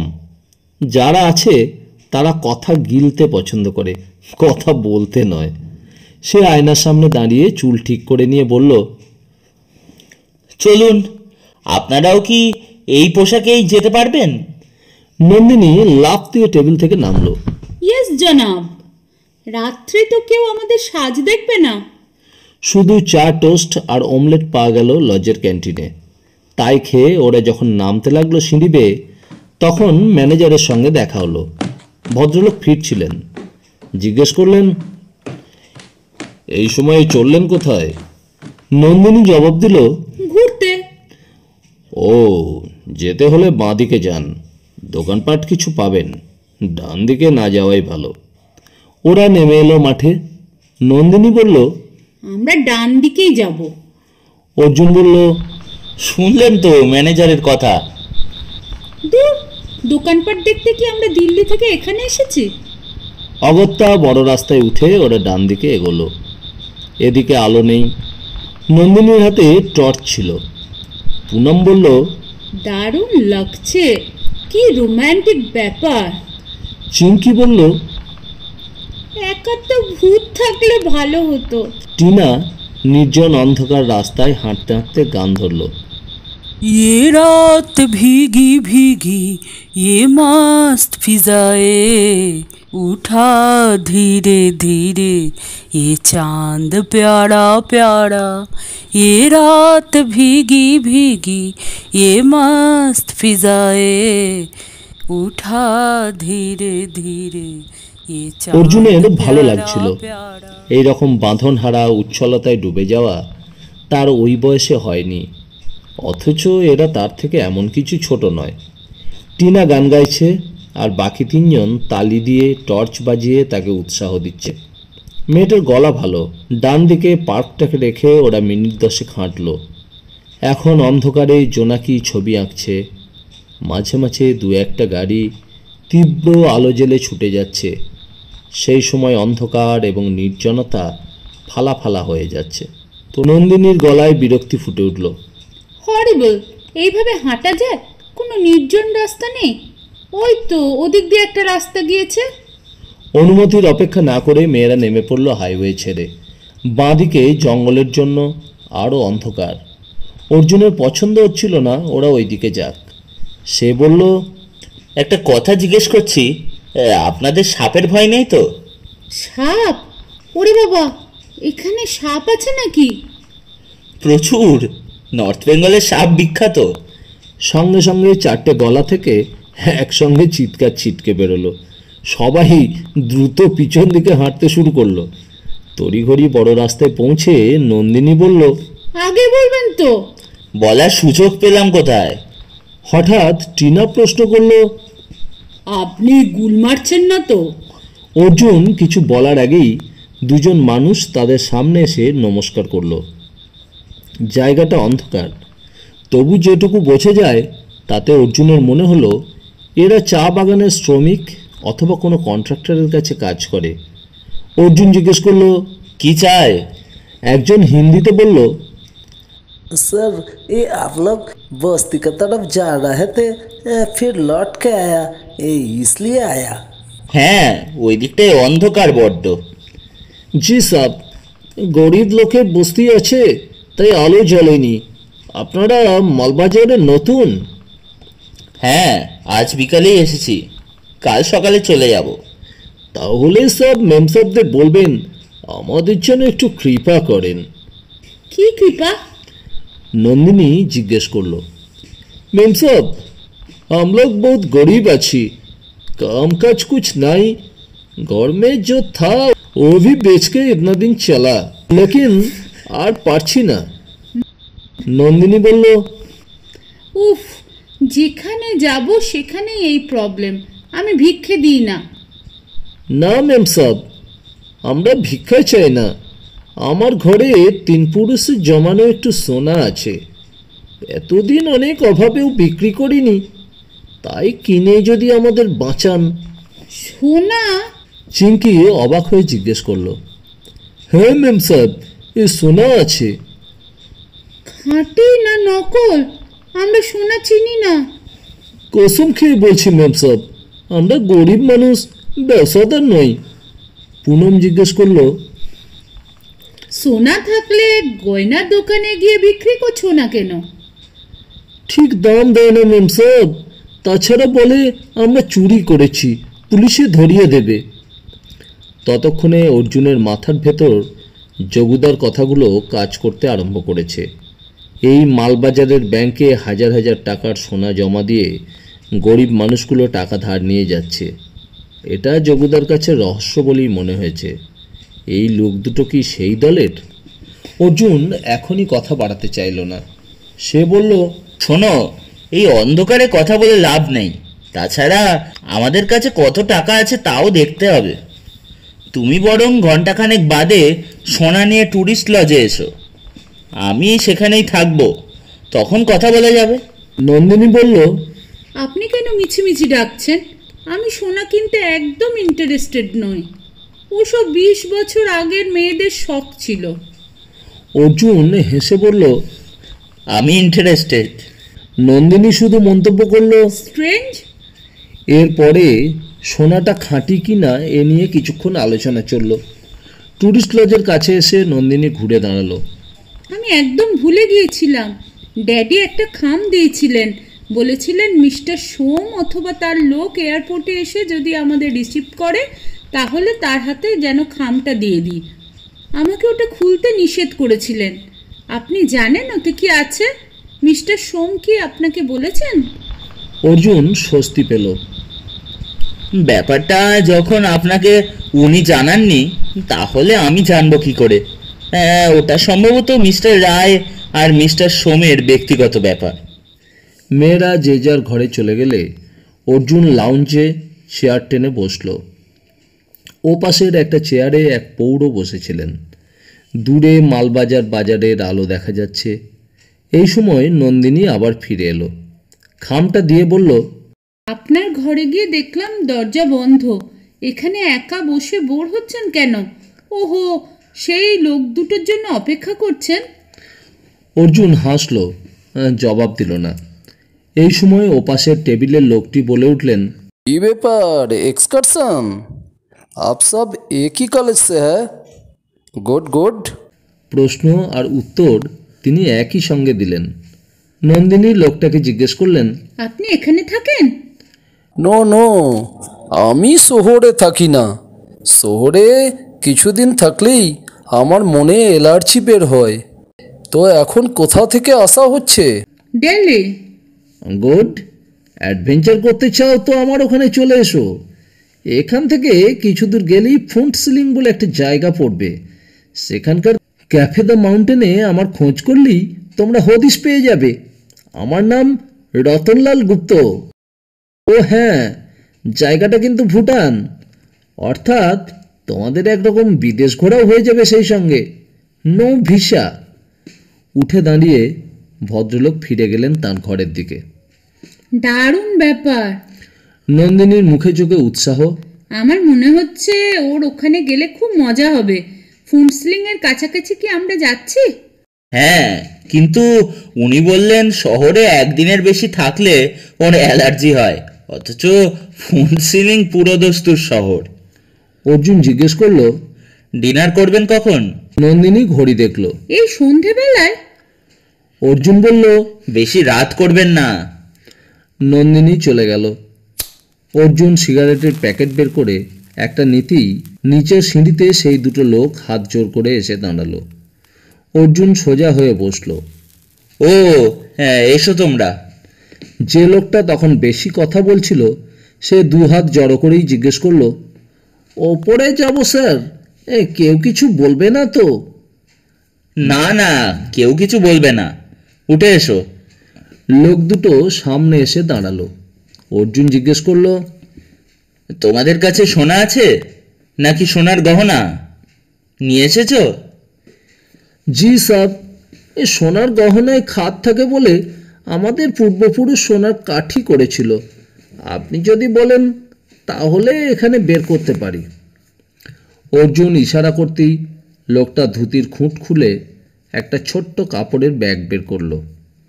জল ঢাকা হাইড্রো ইলেকট্রিক্যাল প্রজেক্টের আলো এত টিমটিমে যে অর্জুনকে চোখ বড় করতে হলো। কাপড়ের ব্যাগটা সন্তর্পণে খুলে একটা সোনালি কাঠি বের করল লোকটা, অর্জুনের হাতে দিল। প্রথম দর্শনেই অর্জুনের মন বলল, জিনিসটা খাঁটি সোনা। কিন্তু সত্যিই কি সোনা? সে হাতের তালুতে কাঠিটাকে রেখে একবার নাচালো, তারপর জিজ্ঞেস করলো, কতখানি সোনা আছে এতে? তা 1 তোলা হবে। কি করে বুঝবো? আপনি যে কোনো সোনার দোকানে গিয়ে যাচাই করে নেবেন বাবু। এখন কি সোনার দোকান খোলা পাবো? তা হয়তো পাবেন না। সঙ্গের লোকটা বলল, লালচাঁদের দোকান খোলা আছে। মালবাজারে কটা সোনার দোকান আছে? বেশি না সাব। তুমি কি করে জানলে এতে 1 ভরি আছে? সাব, আমার বাবার কাছে শুনেছি। অর্জুন লোকটার মুখের দিকে তাকালো। কি সাবলীল ভঙ্গিতে মিথ্যা কথা বলছে। যদি থিয়েটারে নামতো তাহলে নিশ্চয়ই নাম করত। সে বলল, পয়সা দিয়ে জিনিস কিনছি, সোনার মতো জিনিস, যাচাই না করে তো আর কিনতে পারি না। আপনি এটা লালচাঁদের দোকানে নিয়ে চলে যান সাব। তুমি সঙ্গে যাবে? না সাব, আমি গেলে সন্দেহ করবে, আজে বাজে কুতো কথা বলবে। তাহলে তুমি আমার হাতে বিশ্বাস করে সোনা ছেড়ে দেবে? আমরা গরিব মানুষ আছি, কিন্তু মানুষ চিনি সাব। অর্জুন 1 সেকেন্ড সিগারেট টানল। সোনার কাঠি তার হাতের মুঠোয়। এটা তার কেস নয়, সে এসেছে মেয়েদের পাহারাদার হিসেবে, স্বর্ণ রহস্য সন্ধানে নয়। অতএব এ নিয়ে কথা বলে লাভ নেই। সে বলল, ঠিক আছে, কাল সকালে তোমরা এসো, আমি দেখতে চাই সোনাটা খাঁটি কিনা। আপনি তখন বললেন কাল সকালেই এখান থেকে চুলিয়ে যাবেন। অর্জুন লোকটার দিকে তাকালো, তারপর জিজ্ঞেস করলো, তোমার নাম কি? লোকটা হকচকিয়ে গেল, সঙ্গীর দিকে তাকালো, তারপর যেন বাধ্য হয়েই বলল, মাংরা আছে হুজুর। অর্জুন হাসল। আচ্ছা মাংরা ভাই, এই সোনা যদি খাঁটিও হয় তবুও সাধারণ মানুষের সন্দেহ যাবে না। তার চেয়ে তোমরা যদি এই সোনা নিয়ে ব্যাংকে যাও, তাহলে ব্যাংক এটা জমা রেখে তোমাদের ধার দেবে। এতে সুবিধা হলো যখন তোমরা টাকার ব্যবস্থা করতে পারবে, তখন ব্যাংককে ধার শোধ করে নিজের পরিবারের গয়না ফেরত পেয়ে যাবে। মাংরা মাথা নাড়ল। না সাব, আমরা লিখতে পড়তে কিছু জানি না, ব্যাংকে যেতে ভয় লাগে। আপনাদের ভদ্রলোক বলে মনে হয়, সাহস করে দিতে এসেছি। এটা কত দাম পেলে বিক্রি করবে? অর্জুন জিজ্ঞেস করল। 1 ভরি আছে, এ সোনার যা দাম তাই দিয়ে দিন। সোনার দাম কত? মাংরা তার সঙ্গীর দিকে তাকালো। স্পষ্ট হলো সে বুঝতে পারছে না অর্জুনকে। তারপর বলল, আপনি যদি মেম সাহেবকে জিজ্ঞেস করেন তাহলেই জানতে পারবেন। আজকালকার মেম সাহেবরা সোনার খবর রাখে না। সে কাঠিটাকে আবার দেখল, তারপর মনে মনে ভাবছে এমন ভঙ্গি নিয়ে বলল, জিনিসটা সত্যি সুন্দর। এরকম গোটা চারেক পেলে ঠাকুরের জন্য মুকুট তৈরি করতে পারতাম। কথাগুলো বলতে বলতেই সে চোখের কোণ দিয়ে তাকিয়েছিল। মাংরা আর তার সঙ্গী দৃষ্টি বিনিময় করল। লোক দুটো সত্যিই বুদ্ধিমান, কোনো মন্তব্য করল না। অর্জুন সোনার কাঠি ফিরিয়ে দিয়ে বলল, মাংরা ভাই, আজকের রাত্রের জন্য তুমি 10টা টাকা নিয়ে যাও। কাল সকাল 7টায় এসো, দিনের আলোয় দেখে তারপর দাম বলবো। মাংরা মাথা নাড়ল। না সাব, এ 10টা টাকা এখন দিতে হবে না, আমি কাল সকালেই আপনার সঙ্গে দেখা করতে আসব। কাঠিটা ফেরত নিয়ে 2 হাত কপালে ঠেকিয়ে নমস্কার করে সঙ্গীকে নিয়ে সিঁড়ি দিয়ে নামতে লাগলো। এই সময় একটা গাড়ির হেডলাইট মাঠ দিয়ে ছুটে আসতে লাগলো ট্যুরিস্ট লজের দিকে। লজের সামনে পৌঁছেই পিছনের দরজা খুলে কেউ নামলো। নেমেই মাংরাকে জিজ্ঞেস করলো, ये टूरिस्ट लॉज है? जी मालिक। तुम लोग कौन हो? मुझे सब कोई मंगरा पुकारता है। बलदेव जी मुझे अच्छा से जानता है। कौन बलदेव? লোকটি বিরক্ত হলো। क्या फालतू बकवास करते हैं तुम? जाओ भागो यहाँ से। কথা শেষ করে লোকটি বেশ সপ্রতিভ ভঙ্গিতে এগিয়ে এসে সিঁড়ি ভেঙে উঠতে লাগলেন। ঠিক তখনই লজের ম্যানেজার এসে দাঁড়ালেন সিঁড়ির মুখে। ভদ্রলোক তাঁর দিকে তাকিয়ে নিচ থেকে জিজ্ঞেস করলেন, টুরিস্ট লজের ম্যানেজার কোথায়? আমি ম্যানেজার। আপনার এখানে ঘর খালি আছে? I need a room, single room. ঠিক তখনই অর্জুন সোজা হয়ে বসল। লোকটিকে দেখেই চমকে উঠেছে সে। চটপট চেয়ার ছেড়ে ভেতরে চলে যাওয়ার জন্য পা বাড়ালো। লোকটি তখন ম্যানেজারকে কিছু বলতে বলতে ওপরে উঠে আসছে। মনে হলো তাকে লক্ষ্য করার অবকাশ পায়নি। নিজের ঘরে ঢুকে বিছানায় চুপচাপ বসে রইল অর্জুন কিছুক্ষণ। অন্যমনস্ক হয়ে সিগারেট ধরালো। এটাও কি কাকতালীয় যোগ? লোকটা নিশ্চয়ই মেয়েদের সঙ্গে দেখা করতে এয়ারপোর্টে গিয়েছিল। ধরা যাক নিজের কোনো কাজে সেখানে গিয়ে হয়তো মেয়েদের দেখতে পেয়েছিল, কিন্তু শিলিগুড়ির বাসস্ট্যান্ডে কার খোঁজে যাবে এমন লোক? আর উত্তর বাংলার এত জায়গা থাকতে এই মালবাজারে রাত্রির বেলায় এসে ট্যুরিস্ট লজে উঠবে কেন? এমন হতে পারে বাস ছেড়ে যাওয়ার অনেক বাদে লোকটি খবর পেয়েছিল 4টে মেয়ে, এই মেয়েদের বর্ণনা মনে রাখতে কারোর অসুবিধা নেই, আর একটা ছেলে মালবাজারের বাসে উঠে চলে গিয়েছে। খবর পেয়ে এখানে চলে আসা অসম্ভব নয়। হয়তো এখনো জানে না কোথায় উঠেছে ওরা। এমন হতে পারে পথে যে কয়টা জায়গা পড়েছে তার সব কটাতেই খোঁজ নিতে নিতে এসেছে যে তারা সেখানে নেমেছে কিনা, ফলে মালবাজারে পৌঁছতে দেরি হয়েছে। এইসব ভাবনা যদি সত্যি হয় তাহলে লোকটা এখনও জানে না এই ট্যুরিস্ট লজেই মেয়েরা রয়েছে। অবশ্য ম্যানেজারের সঙ্গে কথা বললেই জেনে যাবে এক মুহূর্তে। এত ঘন ঘন সিগারেট খায় না অর্জুন, তবু সিগারেট শেষ করে উঠে দাঁড়ালো। মানুষটার পরিচয় জানা দরকার। ঘরের দরজায় দাঁড়িয়ে অর্জুন মাথা নাড়ল। এই লজে যদি ঘর থাকে তাহলে ম্যানেজারকে জিজ্ঞেস করারও দরকার হবে না। রেজিস্টারে নাম ঠিকানা লেখার সময় ভদ্রলোক দেখতে পাবেন 4টি মেয়ে দিল্লি থেকে এখানে এসে উঠেছে। সে ঘর থেকে বেরিয়ে সরু প্যাসেজে দাঁড়িয়ে দুপাশে তাকালো। ভদ্রলোক ঘর পেলেন কিনা বোঝা যাচ্ছে না। সে ধীরে ধীরে এগিয়ে গেল মেয়েদের ঘরের দিকে। পাশাপাশি দুটো ঘর। একটা ঘর থেকে হঠাৎই সেই বিশ্রী চিৎকার ভেসে এলো, অর্থাৎ 4জন একই ঘরে রয়েছে। অর্জুন দরজায় নক করল। হাসি থামছিল না, কিন্তু একটি গলায় প্রশ্ন হলো, হু ইজ দেয়ার? অর্জুন। দরজা খুলল পুনম। খুলে ওকে দেখে খুশি হলো। ও আপনি, ওয়েলকাম। ঘরে ঢুকে দরজা ভেজিয়ে দিল অর্জুন। 4টে মেয়ে সম্ভবত দুটো বিছানায় ভাগাভাগি হয়ে শুয়েছিল। নন্দিনী ছাড়া বাকি দুজন উঠে বসেছে। পুনম নন্দিনীর পাশে গিয়ে বসল।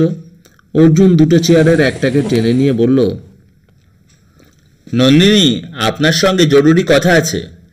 নন্দিনীর মুখে বিস্ময় ফুটে উঠল। কি ব্যাপার? সঙ্গে সঙ্গে বাকি 3জন পরস্পরকে ইশারা করল। অর্জুন বলল, না না, আপনারাও থাকতে পারেন। সত্যি বলতে কি, কারো বাইরে যাওয়ার দরকার নেই। টিনা বলল, ও জরুরি, কিন্তু প্রাইভেট নয়। অর্জুন বলল, নন্দিনী, আজ এয়ারপোর্টে যে ভদ্রলোকের সঙ্গে আপনি কথা বলেছেন তিনি কে? কিভাবে ওর সঙ্গে আপনার আলাপ হয়? নন্দিনী উঠে বসল। কেন বলুন তো? দুটো ঘটনা ঘটেছে। ভদ্রলোক উঠেছেন শিলিগুড়ির একটা নামী হোটেলে। জলপাইগুড়ি থেকে আসতে আমার দেরি হয়ে গিয়েছিল বলে আমি ওর গাড়িতে লিফট নিই। আমরা যখন শিলিগুড়ি থেকে বাসে উঠি তখন সেই ভদ্রলোক ট্যাক্সি নিয়ে বাস স্ট্যান্ডে আসেন। সেখানে কি করেছেন আমি জানি না, কারণ বাস তখনই ছেড়ে দিয়েছিল। আর একটু আগে সেই একই ভদ্রলোক গাড়ি নিয়ে এই ট্যুরিস্ট লজে জায়গা খুঁজতে এসেছেন। তাই আমি ভদ্রলোক সম্পর্কে কৌতূহলী। অর্জুন এক টানা কথাগুলি নন্দিনীর মুখের দিকে তাকিয়ে বলে গেল। মা আঙ্কেল এই লজে এসেছেন? নন্দিনী বিস্মিত। হ্যাঁ, এই ভার্মা আঙ্কেলকে? আমার বাবা এককালে নেপাল আর বার্মায় এক্সপোর্ট ইম্পোর্টের বিজনেস করতেন। তখন এই ভার্মা আঙ্কেল বাবার পার্টনার ছিলেন। আমার মা ওকে ঠিক পছন্দ করতেন না বলে আমি এড়িয়ে যেতাম। বাবার সাথে বিজনেস নিয়ে কিছু মতবিরোধ হতে বাবা বিজনেস বন্ধ করে দিলেন। তারপরও অবশ্য দিল্লিতে গেলে ভার্মা আঙ্কেল আমাদের সঙ্গে দেখা করতেন। ব্যাস এইটুকু। মিস্টার ভার্মা শেষ কবে দিল্লিতে গিয়েছিলেন? সপ্তাহখানেক আগে উনি আমাদের দিল্লির বাড়িতে এসেছিলেন।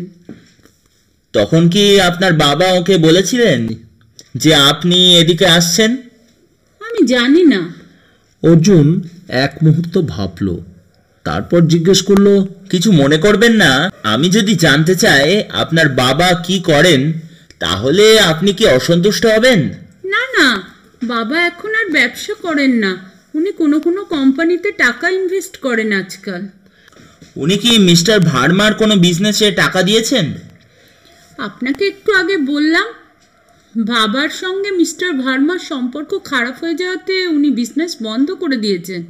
আসলে বাবা ওর কাছে অনেক টাকা পান। নন্দিনী বলল। সেটা সম্প্রতি আমরা জানতে পেরেছি। কিভাবে? গত সপ্তাহে যখন ভার্মা আঙ্কেল আমাদের বাড়িতে এসেছিলেন তখন বাবার সাথে কিছু কথা কাটাকাটি হয়। আমি পাশের ঘরে ছিলাম বলে শুনতে পেয়েছিলাম। কি বিষয় নিয়ে কথা কাটাকাটি হয়েছিল? বাবা টাকা ফেরত দিতে বলেছিলেন, ভার্মা আঙ্কেল সেটা দিতে চাননি। এই নিয়েই ঝগড়া।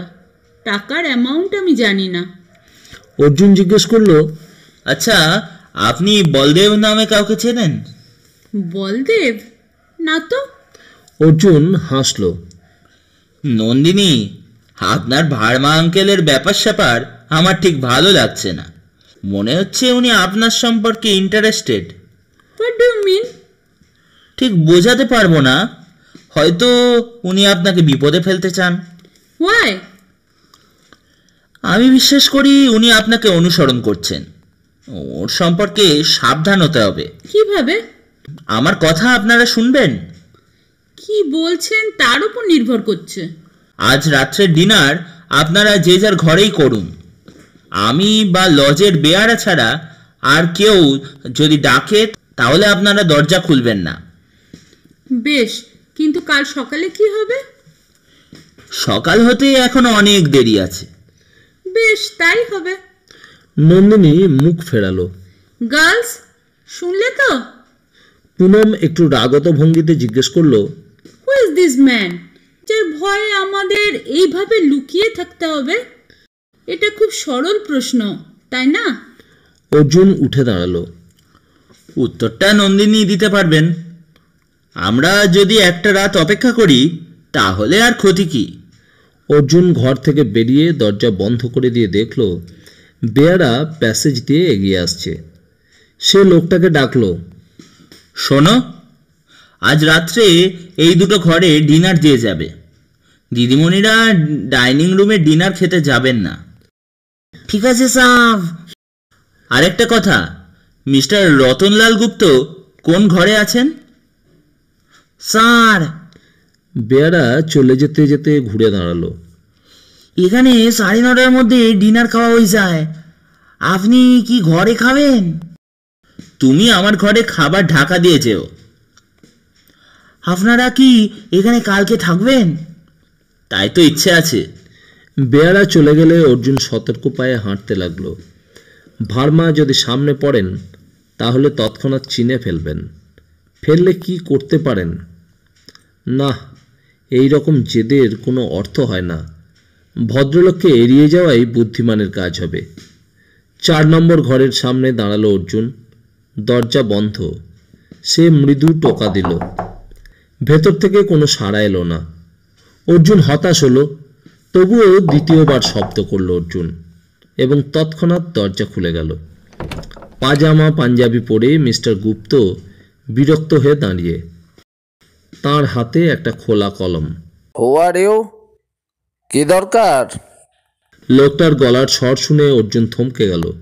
সে বলল, আপনাকে বিরক্ত করছি বলে দুঃখিত। ঠিক আছে, আমি চলে যাচ্ছি। দাঁড়াও, তুমি একটু আগে লাউঞ্জে বসেছিলে তাই তো? দিল্লি থেকে এসেছো? প্রথমটা ঠিক, কিন্তু মেয়েরা দিল্লি থেকে এসেছেন, আমি জলপাইগুড়ির ছেলে। ও, কি দরকার আছে? এখন থাক, আপনি সম্ভবত লিখছিলেন, আমি জানতাম না। ভেতরে এসো। রতনলাল গুপ্ত সরে দাঁড়ালেন দরজা থেকে। ফিরে গিয়ে বসলেন নিজের চেয়ারে। সেখানে টেবিলের ওপর লাইন টানা ফুলস্কেপ কাগজ, যার অর্ধেকটা লেখা হয়ে আছে। দরজা ভেজিয়ে বিছানার একধারে বসল অর্জুন। রতনলাল বললেন, তোমাকে তুমি বলছি বলে কিছু মনে করছো? না না। গুড। কি নাম তোমার? অর্জুন। আপনি কি কিছু লিখছেন? হ্যাঁ, আমার আত্মজীবনী। তোমরা হয়তো হাসবে, কিন্তু প্রত্যেক মানুষের একটা নিজস্ব জীবন আছে। সেই জীবনে নানান গল্প আছে। আমিও ব্যতিক্রম নই। সারা জীবন জঙ্গল আর পাহাড়ে কাটিয়েছি। আমার এক পরিচিত বন্ধুর বন্ধু বাংলা ভাষায় গল্প লেখেন, জঙ্গলের গল্প। তার সঙ্গে একবার লালজির ওখানে আলাপ হয়েছিল। লালজিকে চিনো? অত বড় জঙ্গল প্রেমিক খুব কম দেখেছি আমি। তা তখন সেই সাহিত্যিক আমাকে বলেছিলেন, আমরা তো বাইরে থেকে বেড়াতে এসে যা দেখি তাই লিখি, আপনারা তো ভিতরে রয়েছেন, একটু আধটু লিখে ফেললে অনেক নতুন তথ্য জানতে পারবে সবাই। হে, কথাটা মনে ধরেছিল হে, তাই এখন কলম ধরেছি। রতনলাল গুপ্ত এক নাগাড়ে বলে গেলেন। অর্জুনের ভালো লাগলো মানুষটাকে। হঠাৎ যেন মনে পড়ে গেল, এই রকম ভঙ্গিতে রতনলাল জিজ্ঞেস করলেন, তা কি কারণে তো আমার ঘরে আসতে হলো, সেটা এখনো বলনি তুমি? আমরা যদি আগামীকাল সকালে আপনার সঙ্গে বেরিয়ে পড়ি? পারবে না? খুব দ্রুত মাথা নাড়লেন রতনলাল গুপ্ত। কেন? আমি বের হব ভোর 5টায়, যখন পাখি ডাকবে। তোমাদের নিশ্চয়ই তখন মধ্যরাত। না না, কাল ভোর 5টায় বেরোতে আমাদের কোনো অসুবিধা হবে না। চোখে চোখ রাখলেন রতনলাল, তারপর সপ্রশংস ভঙ্গি নিয়ে মাথা নাড়লেন। অর্জুন উঠে দাঁড়ালো।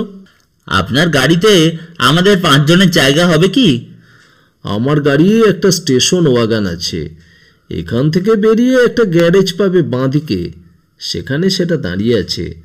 দু একটা কাজ ড্রাইভার করিয়ে নিচ্ছে ওখানে।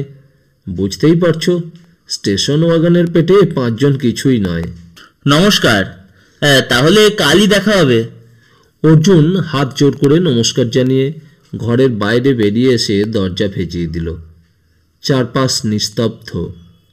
কাঠের এই ট্যুরিস্ট লজে নিশ্চয়ই কেউ চলাফেরা করছে না, হলে শব্দ বাজত।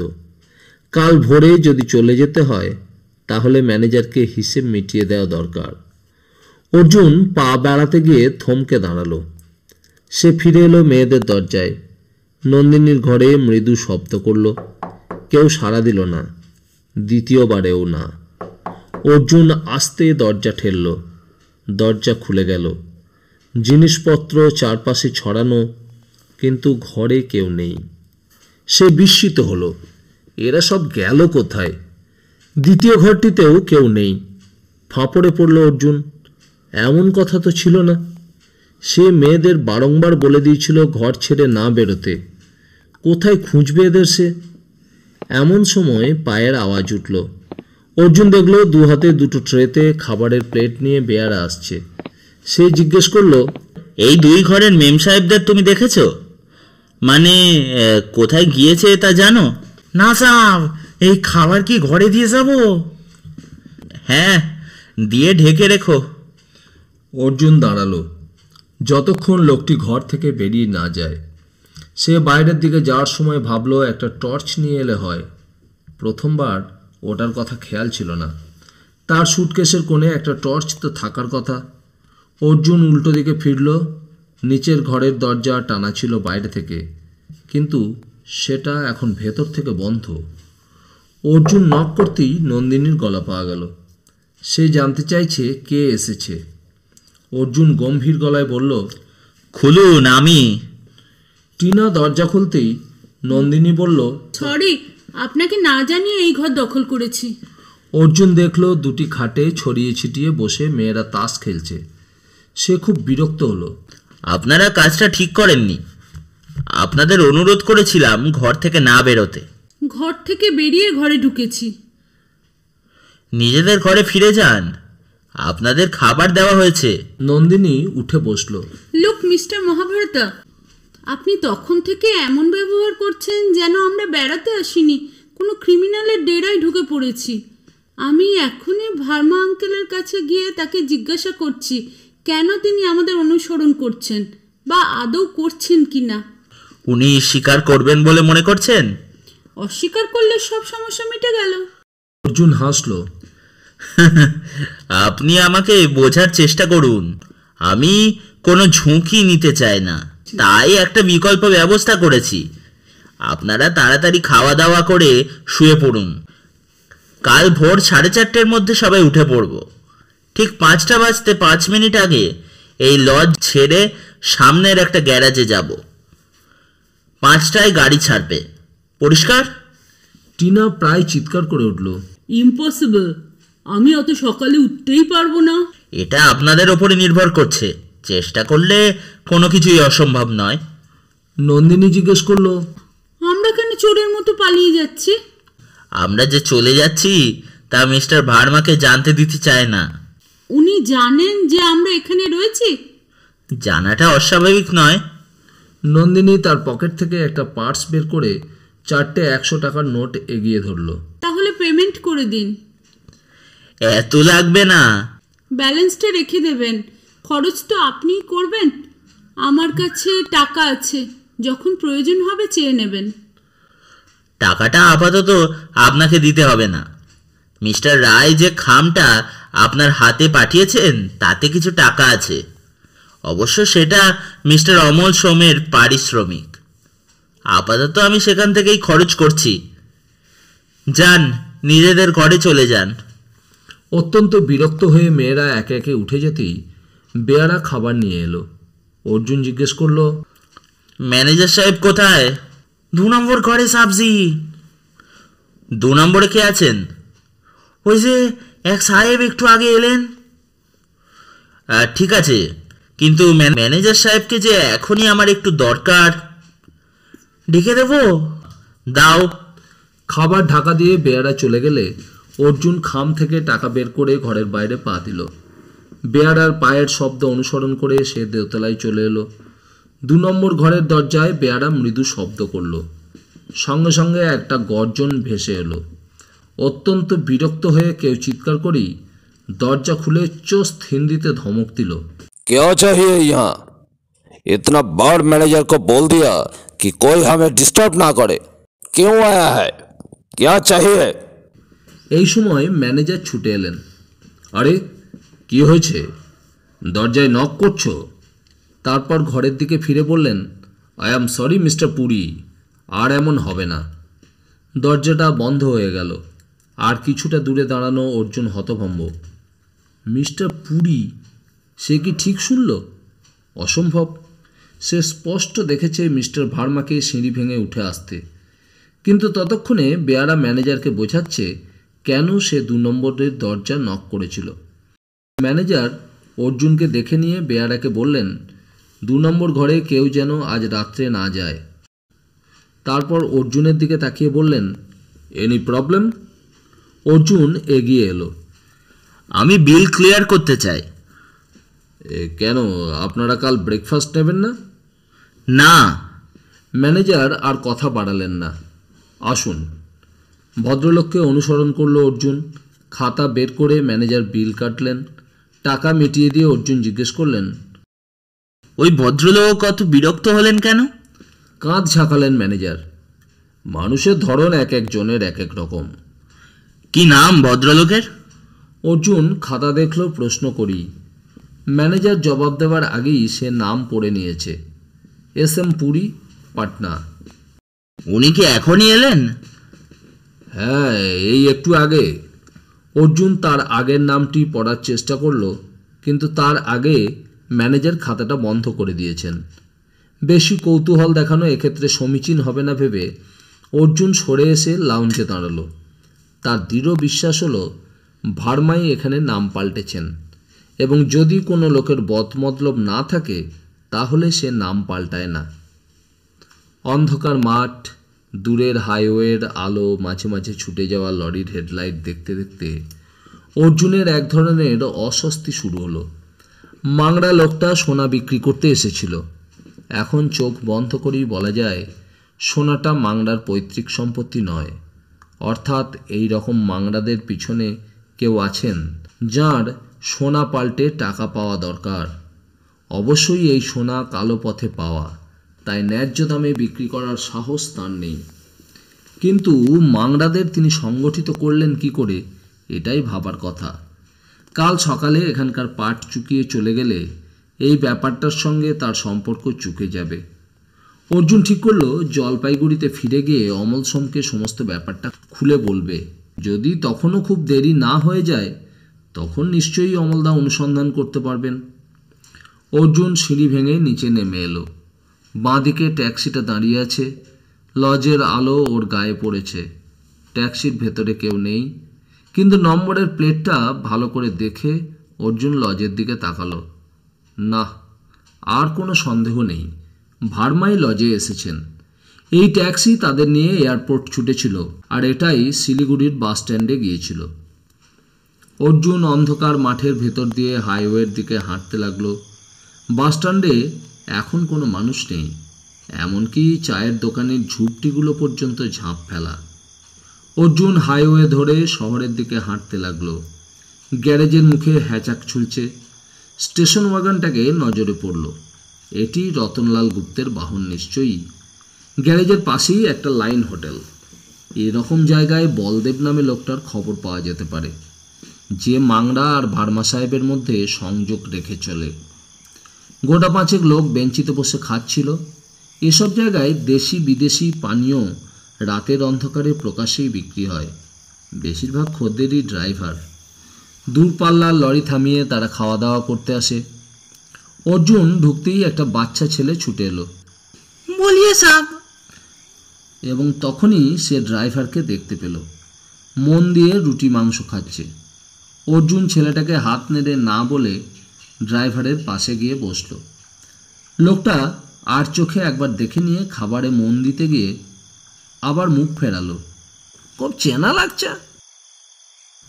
অর্জুন হেসে সিগারেট ধরালো। আজ আপনার গাড়িতে আমি এয়ারপোর্টে গিয়েছিলাম। লোকটার মনে পড়ল। ওহো হ্যাঁ, আসলে এত প্যাসেঞ্জার রোজ তুলি, কিন্তু আপনি এখানে কখন এলেন? এই তো একটু আগে। আপনি ভাড়া নিয়ে এসেছেন বুঝি? হ্যাঁ, একটা বড় পার্টি পেয়েছি। সেই ভদ্রলোক যিনি এয়ারপোর্টে গিয়েছিলেন, এখন ডেইলি বেসিসে গাড়ি নিয়েছেন। পেট্রোল মোবিল ওর। শিলিগুড়ি থেকেই চলে এলেন? না, এখানে ওখানে উনি কাজ মেটাতে মেটাতে আসছেন। ব্যবসায়ী? তাই তো মনে হয়, ড্রাইভার খেতে খেতে বলল। আমি তো বুঝতেই পারছি না কি কাজ। প্রায়ই গাড়ি দাঁড় করিয়ে 10 মিনিট থেকে আধ ঘন্টার জন্য উধাও হয়ে যান। আমাকে অবশ্য অ্যাডভান্স দিয়েছেন, টাকা মার যাওয়ার কোনো ভয় নেই। এখান থেকেই ফিরে যাবেন? জানি না ভাই, বলেছেন গাড়িতেই শুতে, হুট করি নাকি প্রয়োজন হতে পারে। অর্জুন বুঝল লোকটাকে ভার্মা সাহেব অন্ধকারে রেখেছে। এর কাছে নতুন কোনো খবর পাওয়া যাবে না। হঠাৎ লোকটা জিজ্ঞেস করলো, আপনি কিছু খাবেন না? না, আমি একজনের সঙ্গে দেখা করতে এসেছি। লোকটাকে আমি চিনি না, নামটা জানি, বলদেব। এ নামের কোনো লোককে এখানে দেখেছেন? মানে কেউ যদি ডেকে থাকে নাম ধরে? অর্জুন আন্দাজে একটা ঢিল ছোড়ার চেষ্টা করলো। ড্রাইভার মাথা নাড়ল। না, আমি শুনতে পাইনি। বলদেব কি পাঞ্জাবি? হ্যাঁ। না, কোনো পাঞ্জাবিকে তো এখানে আমি আসার পর দেখিনি। অর্জুন মাথা নাড়ল, তারপর বলল, আচ্ছা চলি। এই বলে উঠে এলো বাইরে।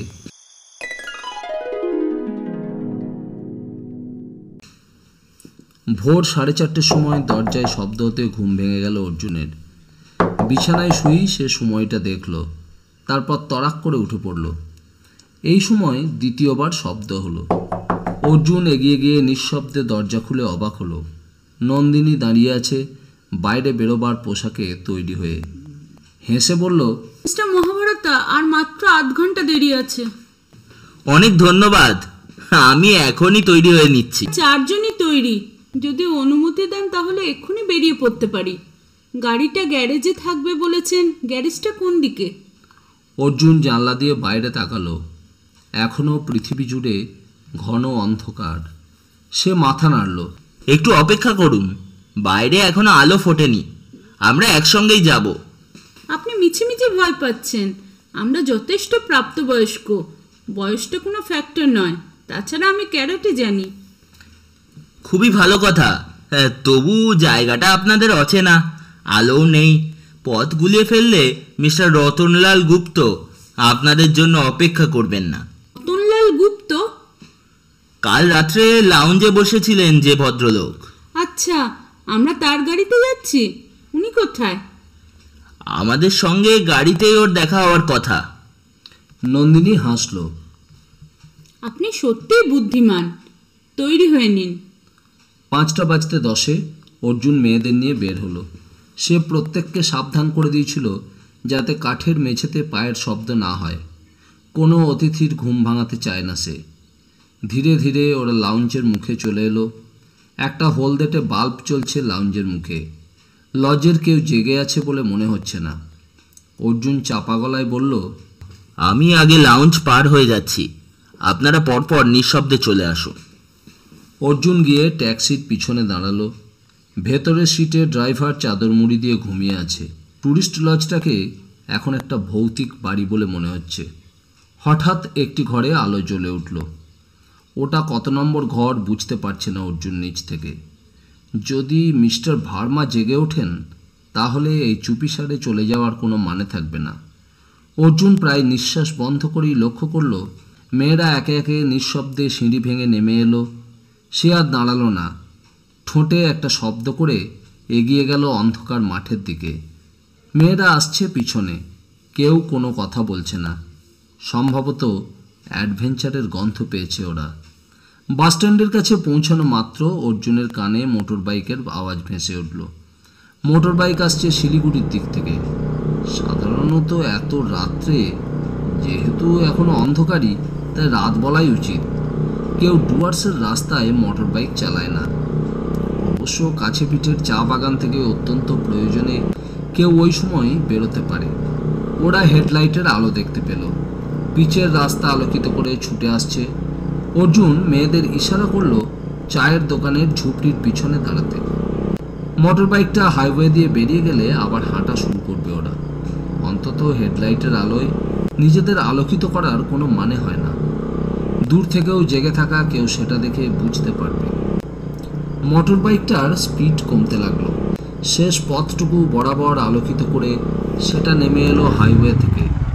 মাঠের ভেতর ঢুকে সোজা ট্যুরিস্ট লজের সামনে গিয়ে থামল। অর্জুন অবাক হলো, এই ভোরের আগে কে এলো লজে মোটর বাইক চালিয়ে? পাশ দিয়ে লোকটা যখন মাঠে নামলো তখন স্পষ্ট বোঝা গিয়েছিল ওর সঙ্গে কোনো জিনিসপত্র নেই। তাহলে এখনই কি প্রয়োজন পড়তে পারে? এই সময় পুনম বলল, আমাদের একটু দেরি হয়ে যাচ্ছে, 5টা বাজতে আর মাত্র 2 মিনিট বাকি আছে। ওরা দৌড়াতে লাগলো। হাইওয়েতে পায়ের শব্দ বাজল। পূবের আকাশ একটা নীল ছোপ মাখতে শুরু করেছে।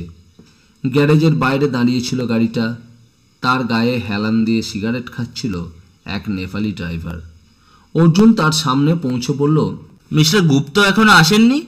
ড্রাইভার জবাব দেওয়ার আগেই পিছন থেকে গলা শোনা গেল, গুড মর্নিং। ওরা 5 জন পেছন ফিরে দেখল একটা বড় ব্রিফকে সাথে নিয়ে মিস্টার গুপ্ত আসছেন। তিনি যখন গাড়ির সামনে এলেন তখন কাঁটায় কাঁটায় 5টা। রতনলাল গুপ্ত আবার বললেন, গুড মর্নিং এভরিবডি। মেয়েরা প্রায় একই সঙ্গে জানান দিল, গুড মর্নিং। রতনলাল বললেন, কাঞ্চা, এই পিছনের দিকে দরজা খুলে দাও, এরা আমাদের সঙ্গে যাবেন। তারপর ঘুরে দাঁড়িয়ে হাসলেন, খুব অবাক হয়ে গেলাম ইয়ং লেডিস অ্যান্ড জেন্টলম্যান যে এত সময় মাফিক বিছানা ছেড়ে উঠে আসবে তা আমি ভাবিনি। অর্জুন কিছু বলল না। স্টেশন ওয়াগনটা একটু নিজস্ব ধরনের। ড্রাইভারের সিটের পাশে 2 জন বসতে পারে। পিছনে ড্রাইভারের দিকে মুখ ফেরানো সিটে 12 জনের অবলীলায় বসে যেতে কোনো অসুবিধা হওয়ার কথা নয়। রতনলাল মেয়েদের 2 জনকে সামনে বসতে বললে নন্দিনী আর চিঙ্কি সেখানে উঠে পড়ল।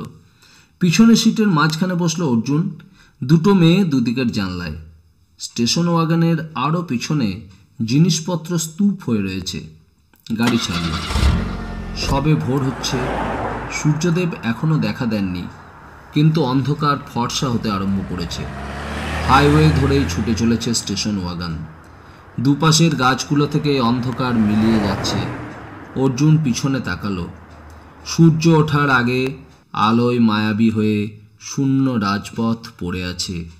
কাউকে সে অনুসরণ করতে দেখল না। রতনলাল গুপ্ত হাসি হাসি মুখে বসে আছেন। নন্দিনী ঘাড় ঘুরিয়ে জিজ্ঞেস করলো, এই সব নদী কি বর্ষার সময় ফেরোসাস হয়ে যায়? স্টেশন ওয়াগন তখন একটা শুকনো নদীর ওপর পাতা ব্রিজ পেরিয়ে ছুটছিল। রতনলাল বললেন, মাই ডিয়ার ইয়ং লেডিস, যদি অনুমতি দাও তাহলে বলি, বর্ষাকালে সব নদীর চেহারা সুন্দর হয়ে যায়। এখন তো হাড় চিড়চিড়ে নুড়ি আর পাথরের ফাঁকে তিরতিরে জল দেখলেই মন খারাপ হয়ে যায়। চালসা পেরিয়ে খুনিয়ার মোড় পৌঁছানো মাত্র সূর্যদেব দেখা দিলেন। গাড়ি থামাতে বললেন রতনলাল। বাঁদিকের রাস্তাটা দেখো, কি সুন্দর, দুপাশে ঘন জঙ্গল আর মাঝখানে সরু পিচের রাস্তাটা চলে গেছে ঝালং বিন্দু পর্যন্ত। জলঢাকা হাইড্রো ইলেকট্রিক্যাল প্রজেক্ট সেখানে। এই জঙ্গলটার নাম চাপড়ামারি। অর্জুন নামটা কানে যাওয়া মাত্র সোজা হয়ে বসলো। আরে, আমাদের তো এখানেও থাকার কথা ছিল, চাপড়ামারি ফরেস্ট বাংলো। রতনলাল গুপ্ত জিজ্ঞেস করলেন, তাহলে এখন তোমরা কোথায় যাচ্ছিলে? মেয়েরা মুখ চাওয়াচাই করল। অর্জুন বলল, হলংয়ে। হলং তো ফুট সিলিংয়ের মুখে, যাওয়ার পথে নামিয়ে দিতে পারি।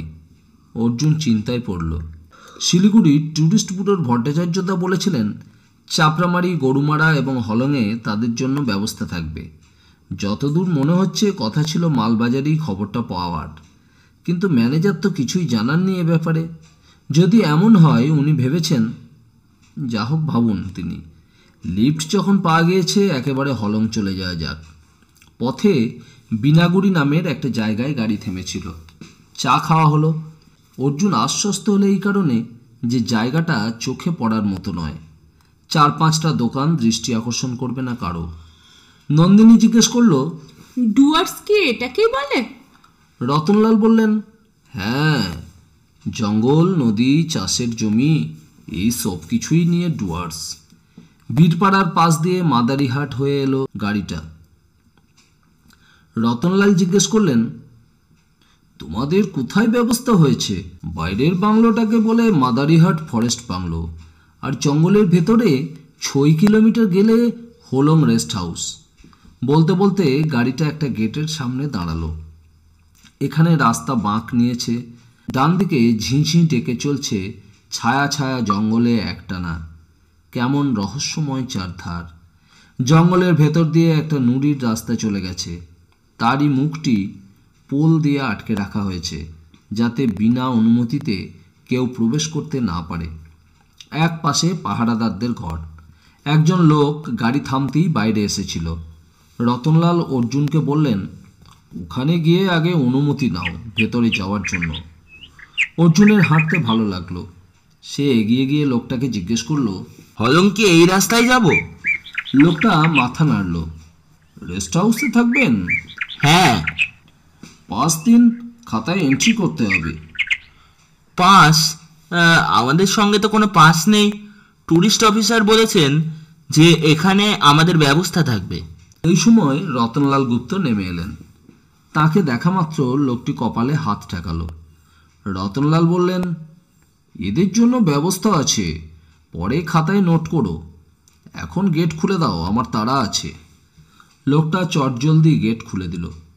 নন্দিনী বলল, আপনাকে তো বেশ খাতির করে, একটুও প্রতিবাদ করলো না। রতনলাল বললেন, দীর্ঘকাল একসঙ্গে থাকলে এই গাছেরাও বন্ধু হয়ে যায়।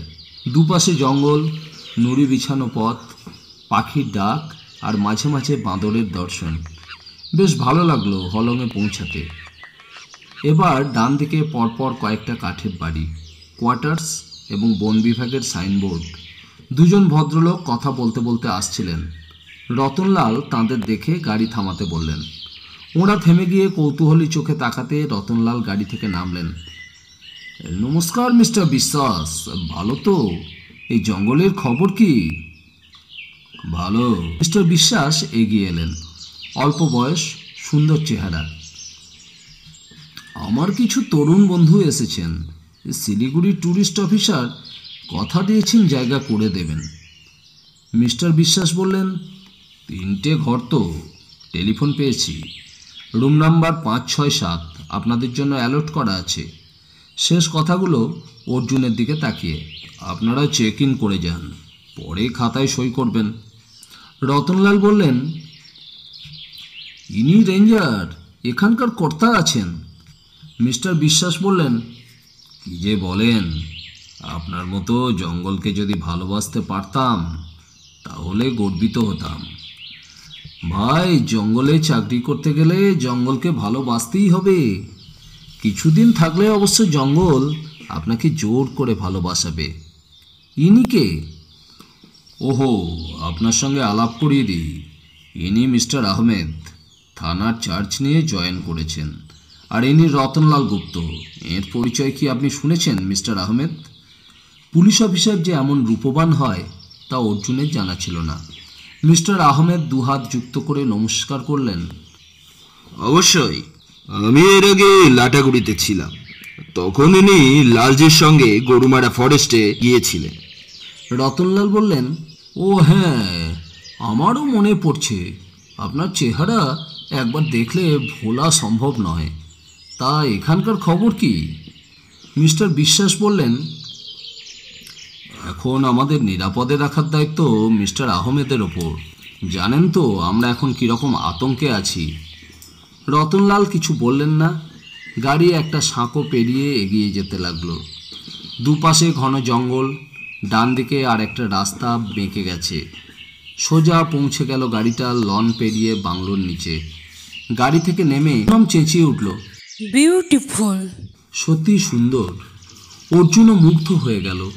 ছবির মতো 3 তলা কাঠের বাংলো। বাংলো থেকে কিচেনে যাওয়ার জন্য একটা ঘেরা প্যাসেজ। ওপাশে লনের শেষে একটা ছোট্ট ঝর্ণা। ঝর্ণার গায়েই সুন্দর একটা ঘাসের মাঠ, যার মাঝখানে নুনের মাটি রাখা হয়েছে জন্তু জানোয়ারের স্বাদ পাল্টানোর জন্যে। আর চারপাশের ঘন জঙ্গল থেকে ভেসে আসছে পাখির চিৎকার, ঝিঁঝির টানা শব্দ। দুজন বেয়ারা ছুটে এসেছিল গাড়ির শব্দ শুনে। নন্দিনী তাদের বলল, রুম নাম্বার 5, 6, 7। লোক দুটো ইতস্তত করছিল। কাগজ ছাড়া সম্ভবত এখানে ঘর দেওয়া হয় না। অর্জুন বলল, রেঞ্জার সাহেব আমাদের নাম্বারটা বলে দিয়েছে।